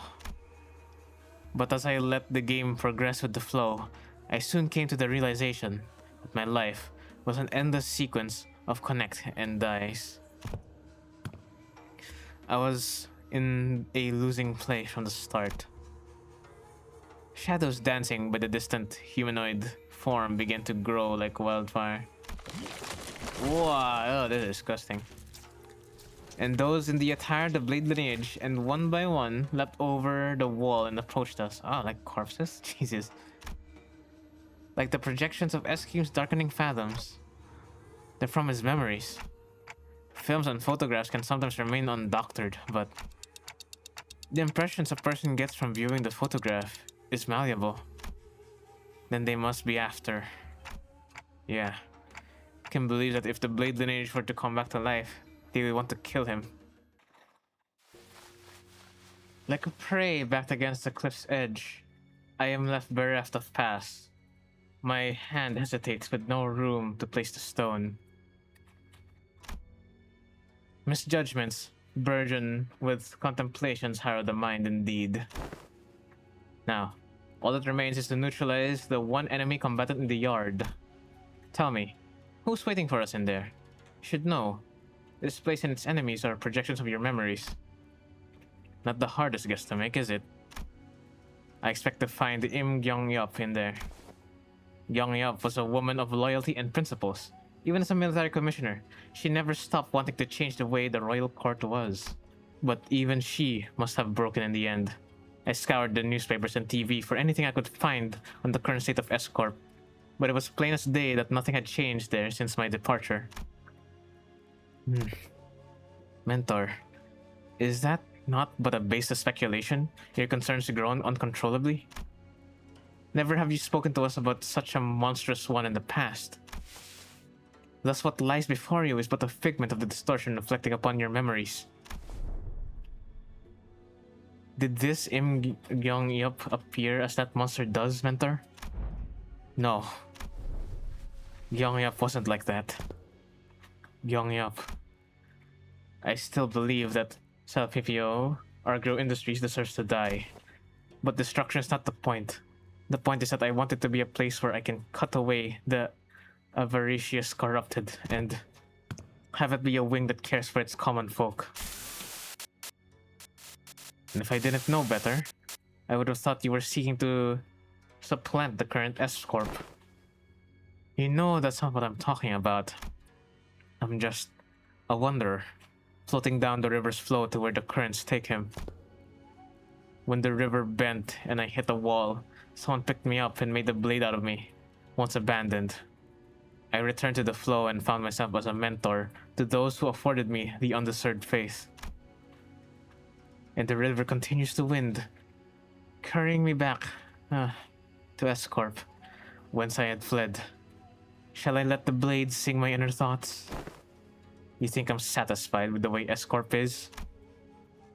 But your method, as it is now, goes against my principles. I expected better from someone of your wills. If you enjoy those principles so much, then why ask me to live the game? Because someone has to stay behind to try and bring change within the limits of their principles. I only hoped that one of those bends in the river of yours would float you back to knock on the gates of S-Corp once it had primed for change. Has that changed? What do you think? You at least seem to think that I have. Because you believe that I still stand in your path. Or shall I? Because you believe that I shall stand in your path. Stand in my path. And stem the flow of this river evermore. Very well. The law states that denial of the will of the royal court is a crime deserving of death by beheading. I, Im Gyong-yup, second ordinate of the Salvio Argo Industries, official of the sword, and military commissioner of the royal court, shall uphold the command and sever the buds of rebellion before they propagate. I am screwed! But what the hell? How many skills do you have, my brother in Christ? So, higher sword. So we have to make her lose. So it shows anyway that it has to be red. So.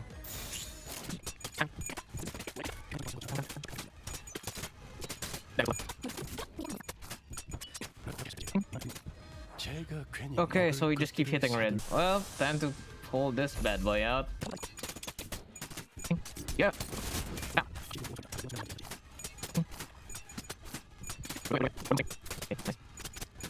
늦으면 내 피랑 먼저 갈 거야. So the homeland targets the enemy with the most bleed. Okay.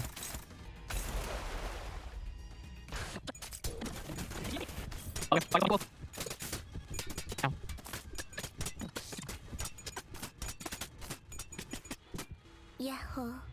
이기는 편, 우리 편. Okay, again, we have to raise it. I'm ready.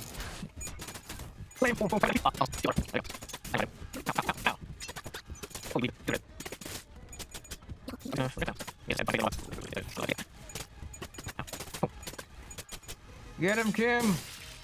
Wow! Lore accurate finisher. She's not as powerful as I recall, yet weighed down by the brand. I am not so far ahead or behind. I don't know. I think you're doing pretty well. Verily, they appear evenly matched, yet...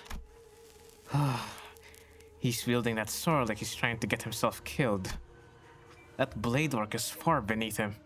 Seeking the end here, is he? Can you afford to look away in a duel? What are you doing? You'd rather lock your sword with mine than parry it away? Can't have a proper sword fight without a blade lock though, huh? The duel between the mentor of a syndicate and the military commissioner of S-Corp is neck to neck, clash after clash. The two warriors eventually lock their blades in a contest of might before it comes to a close in the final fatal bout.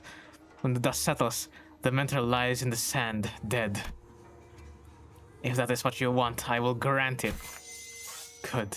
Let's finish this. Just as bamboo-hatted Kim and Im get up. Well, it's not really her exactly, right? It's just a imagined version of her. Just as bamboo-hatted Kim and Im Gyung Yup ready for their final bout, Engdu leaped in between them. Engdu? Are you really so ashamed that you would choose death over life, mentor? Are you so scared to live that you would rather die? Yes, I am. I am scared. I am terrified of my own audacity. To live my days as though I haven't failed everything and everyone who had the misfortune of placing their faith in me. My mission, my honor, my fellows. As though my path isn't haunted by ghosts. As though I can stand shamelessly before the watching eyes of the heavens. What have I even done with the life that was given to me? Blind to the realities of my homeland. I served a master who chose politics over loyalty and justice. I cut down my very fellows who chose to trust a fool like me. I walked my entire life as the flow carried me. When I finally had the mind to look back, all I saw were blood-red traces everywhere I had gone. Isn't it about time I admitted that this game cannot be won? That, mentor, the weakness in your strength has failed your mission. The weakness in your position has failed your honor. And the weakness in your heart had become the fiendish blade that cut down your fellows.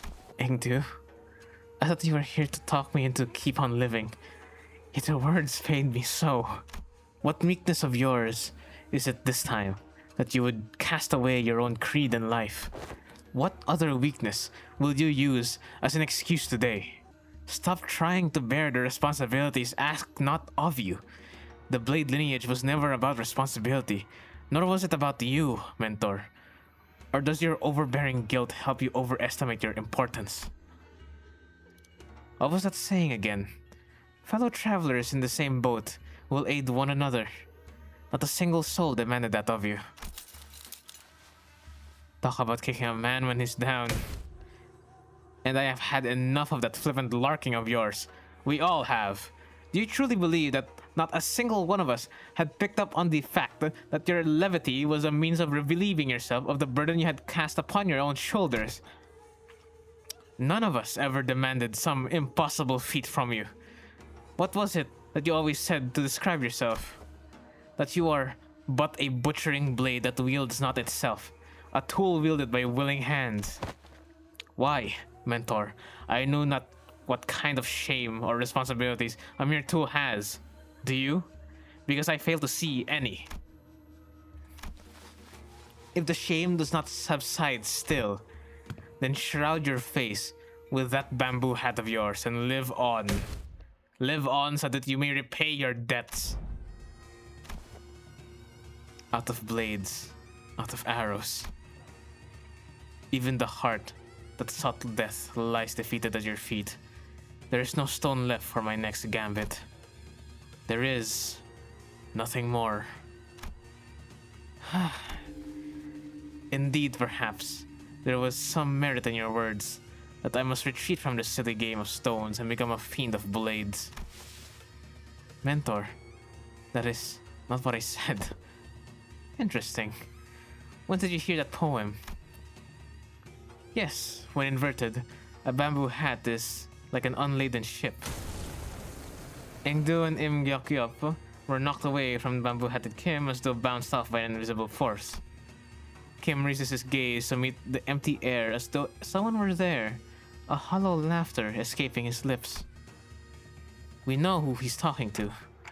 Oh shit, that's her. Is he gonna manifest ego? It's the voice.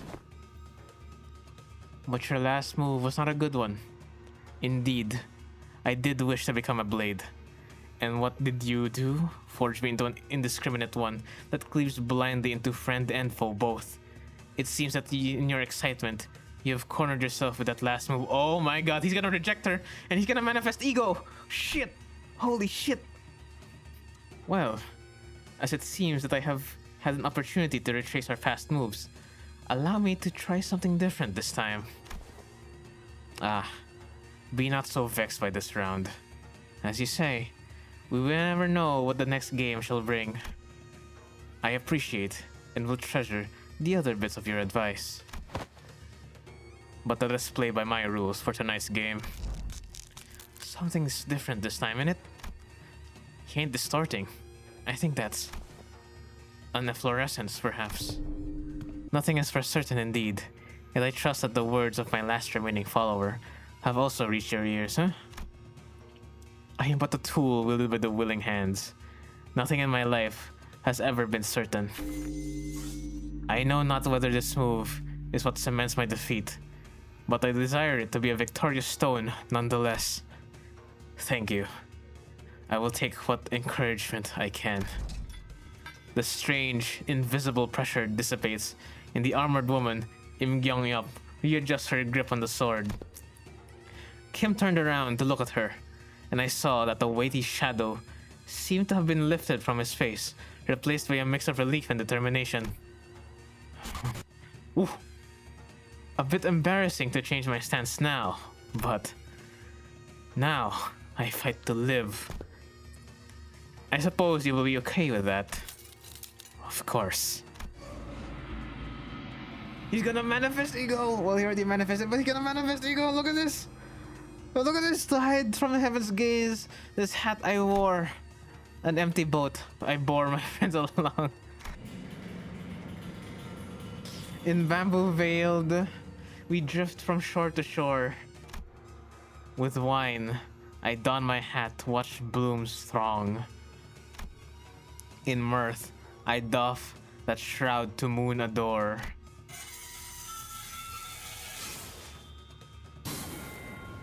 Whoa! So with this bamboo hat to veil my brow,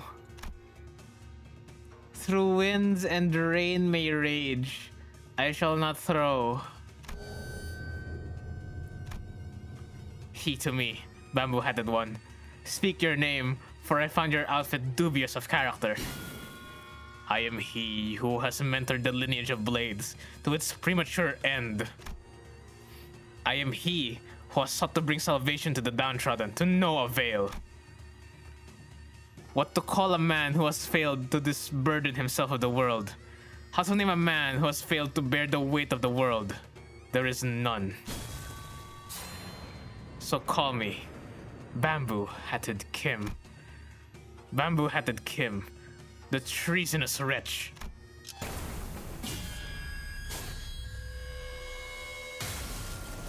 Oh, shit!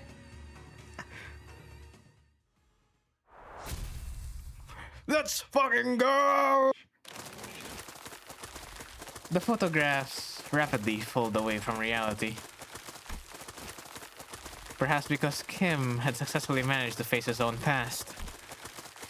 When the photographs and memories were overlaid upon the fathoms are pulled away, what remains is a man in dirty, ragged clothing. The fathoms of S-Corp slowly lose grip on this world, and soon reveals the fathoms of the distortion that was hidden beneath it. I see residents of the backstreets in their blissful highs from taking the canned experiences, and the man who's watching them with disapproval. Why? Why? Why? Why is everyone running away from all this? A baker, always surrounded by the smell of freshly baked bread. A florist who makes lovely bouquets for graduating youngsters. A photographer who captures beautiful sights to remember. There you are. Our lives. Our experiences. You want to be a billionaire with an extravagant mansion in a nest? A legendary fixer who can make the syndicates cower in fear just by going on a stroll? What you get from those cans are not real. Is everything in your lives, all of this, just empty means to an end so that you can get high on fake purchase experiences nailed into a can? If that's all your life is, then my life and the photographs I've taken are all... No, it can't be. My life, those experiences and memories I've photographed are different. You're all blindly consuming fake experience after fake experience without a care about the real thing. That's why you're all floundering, grasping at illusions. So, let me show you the things I've shot.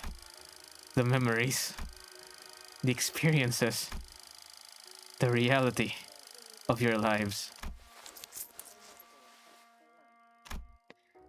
It was only in passing, but I glimpsed an unmistakable grimace, a scowl on Merceau's face. I reflected upon the events of today, and could at least begin to guess why that might be. You don't believe there's any experience in either the canned experience or that guy's photographs, do you, Merceau? Because experiences and memories aren't the same thing. What really distinguishes them, I wasn't sure. Correct, manager. But what I knew was that the distinction was, for whatever reason, important to Merceau. Ooh, sound effect. Huh? A figure materializes into a humanoid form, swirling out of the projector. He must be the distortions. And next to him is another figure, stumbling out in a giant suit of armor. Blimey, that thing's still alive? It is, but an overlay of fathoms created within a distorted space. The concept of life and death has little meaning for such a thing. Yet faint does she grow. It must be that the distortion's power is waning. Hark, accused one. For these are your crimes. The crime of fomenting chaos in a foreign wing while impersonating Shinokons of Self-Effio agro-industries. The crime of exploiting the suffering of Self-Effio agro-industries downtrodden as a mere veil for one's own fathoms. And though it but be a part of reenactment, impersonating a military commissioner of the kingdom without a royal decree, pursuant to the law of the homeland, the accused is to be sentenced to death by beheading. And before we even had the chance to step in or anything, the faint mirage-like warrior brought down her sword on the docugrapher's neck, decapitating him. Oh, that's nice. Can an entity of the fathoms slay one outside it? Such an instance has heretofore never been observed, But as it is happening right now, right before our eyes, I can only say yes. Gyeong-yeop is a woman of principle. She would have done the same to the bitter end had she truly been here. As the headless body of the inflection point crumbles to the floor, Im Gyeong-yeop's shape slowly phases out of reality. And we found ourselves back into the projection room. And there... No way. Don't tell me that headless corpses. We found a large group of injured NCorp staff, thrown pell-mell about the room, and Ezra, who was looking down at the headless body of the docugrapher. Oh, and there it is. That's the end. We caused so much trouble for NCorp. What the hell is gonna happen, dude? Bro, the power creep is so insane with Ishmael. Like, she can maintain poise forever, I swear to God. If you leave her there for like a while, she gets so much poise. She maintains herself so good.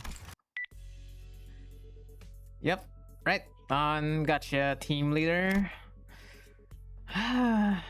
That's the initial report done. Good work, guys. Tucking her radio back in, Ezra commended us in a relieved voice. The distortion had perished in the mission. Will that not cause trouble? Yeah, that kinda sucks. But it's not like you guys could help it. Who would have thought that the distortion would kill its own inflection point? If we knew that in advance, we probably would have prepared something to stop it, but... well, that's for the LCD and team leader to investigate. All in all, this mission was still a success, since we managed to eradicate the distortion from NCorp, not to mention satisfying our client. Also, Ezra looked towards Engdu and Kim with light-hearted shrug, clearly less concerned than she had been earlier. Now I finally know why you've been disappearing on your own without letting us know. Glad you don't seem to have any more reason to, though. So it's all good. Hey, that's the real win of this mission in my book. Phew-wee. The point is, we did it. We did the thing. It's done. Gosh, I swear, I am never doing one of these without team leader ever again. Seriously, I got this close to losing more than a few times. It seemed that the responsibility of looking after her LCD juniors had kept her stressed and high-strung throughout the mission. I hadn't noticed it, but her brows had finally relaxed, bringing back the chipper Ezra I was more familiar with. Thus, I shall not abide by more of your indolence. You will now join us on missions and tasks as you are expected to. Is that understood, Mentor? Engdu, would you mind releasing the helms of my sleeve? Oh, what I wouldn't give to lie down and pass out right about now. The raw emotion in Kim's voice had likewise faded, and with Engdu's voice no longer as barbed as he had been in the Fathoms, it seemed to me that the two were back to the more relaxed selves as I knew. Can't exactly say more relaxed for Kim though, cause that's how he's always been. At least from what I've been seeing, but in any case. Fine, you are released. You've given me a good, hard shake. I don't feel so good. Say, Engdu, I'm afraid they may have gone overboard with upgrading your arm. With your hem released, allow me to reiterate that. Stop. My heart finds peace as well as I watch them bicker. Is everyone doing okay? Yes, Executive Manager. Our voices have only suffered minor injuries that do not require you to go through the trouble of rewinding the clock. Hang on, mate. I got a dislocated shoulder. I can pop that right back into place for you. Allow me, I've taken similar injuries in the field.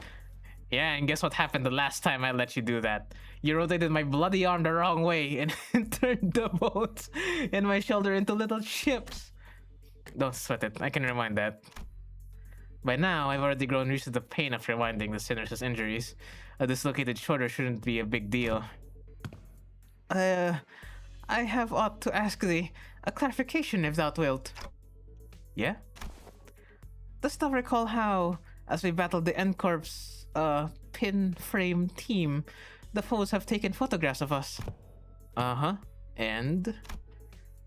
They are those who are sent to identify and capture the one who hath violated the taboo, forsooth. As we stood in their path, 'tis no mystery why we had to come to blows. Yet I find this to be most perplexing. Wherefore did they take so many photographs of us? Maybe they were taking photographs to report to their locations? Recording footage is taboo in NCorp, meaning they can't install security cameras here. Their only option for keeping a consistent record is when tracking down a case or a person is by photographs. Thine words hold water. Yet, most puzzling, forsooth. For I recall with clarity that from a certain point, they had begun photographing us with renewed obsession. Oh hey, that sounds like a question for Merceau.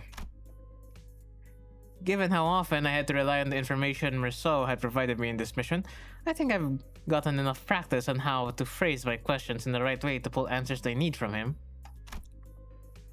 I couldn't get him to tell us his own judgments on matters, but since he seems to have a near photographic memory of what he's seen... Merceau, do you remember how many pictures of us, the NCorp and stuff, took? I do. I do, nonchalantly. 56 times. That's a lot of pictures.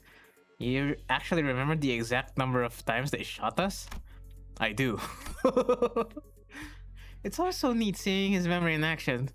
So, did you get the chance to see which one of us got the most photographs taken? I did.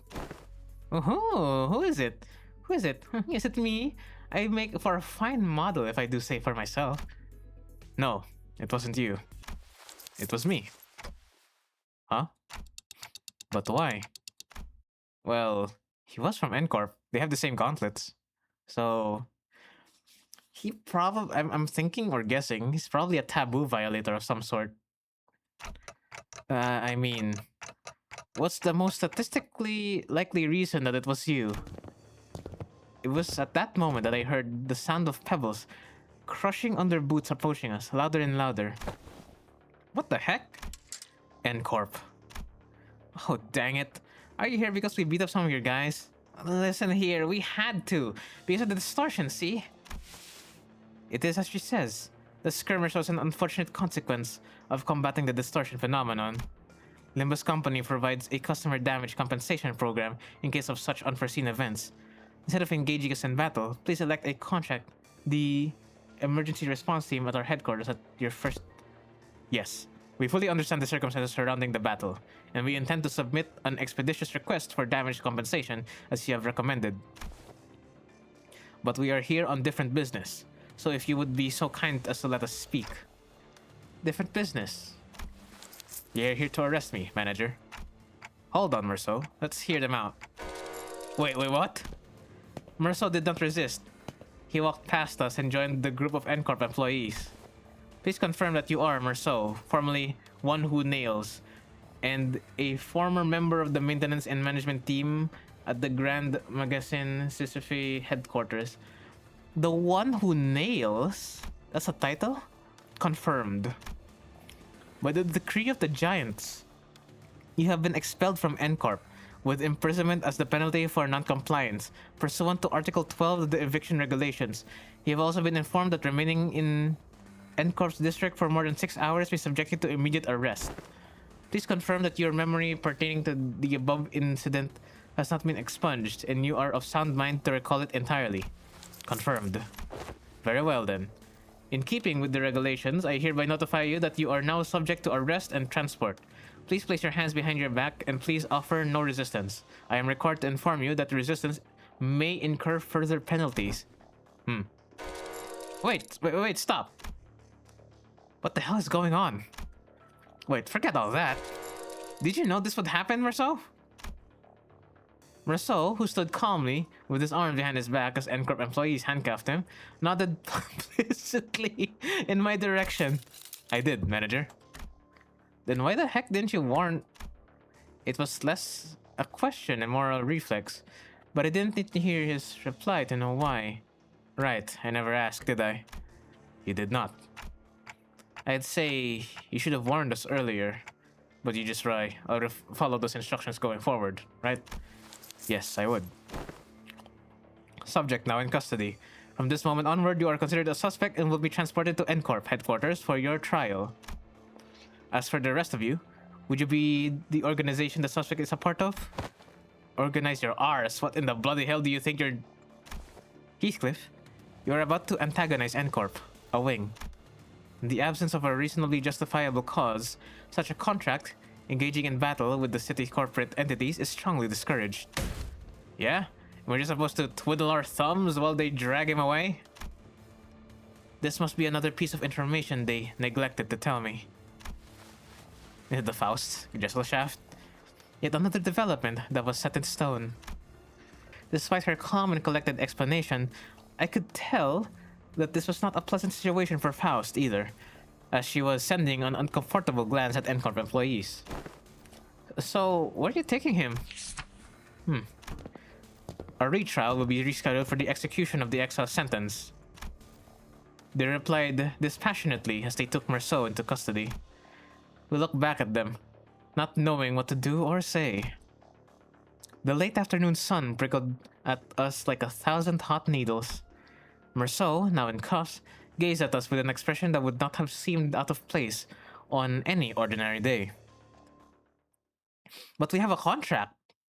We're gonna rescue him. Either way, we're Limbus company. Damn, they just really manhandled my man like that. Shaking my fucking head. Okay, well, that was nice. Ding, ding, ding. Free lunacy, ding. Oh, oh my god, bruh. Well, I'm gonna have to do this later. God damn, okay. Yo, Editor Affy here. So, I couldn't be bothered to add commentary when I was playing this because I was so tired. But, well, here we are. I didn't really fight this guy on my own. I watched like a guide beforehand.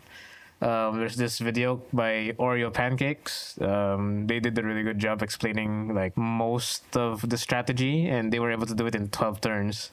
So, yeah, go subscribe to them. Whoa, Sinclair! Whoa, huge! I forgot how good that ID was back in the day. Yippee! Nice. Cha-ching. Now give him or so. Whew.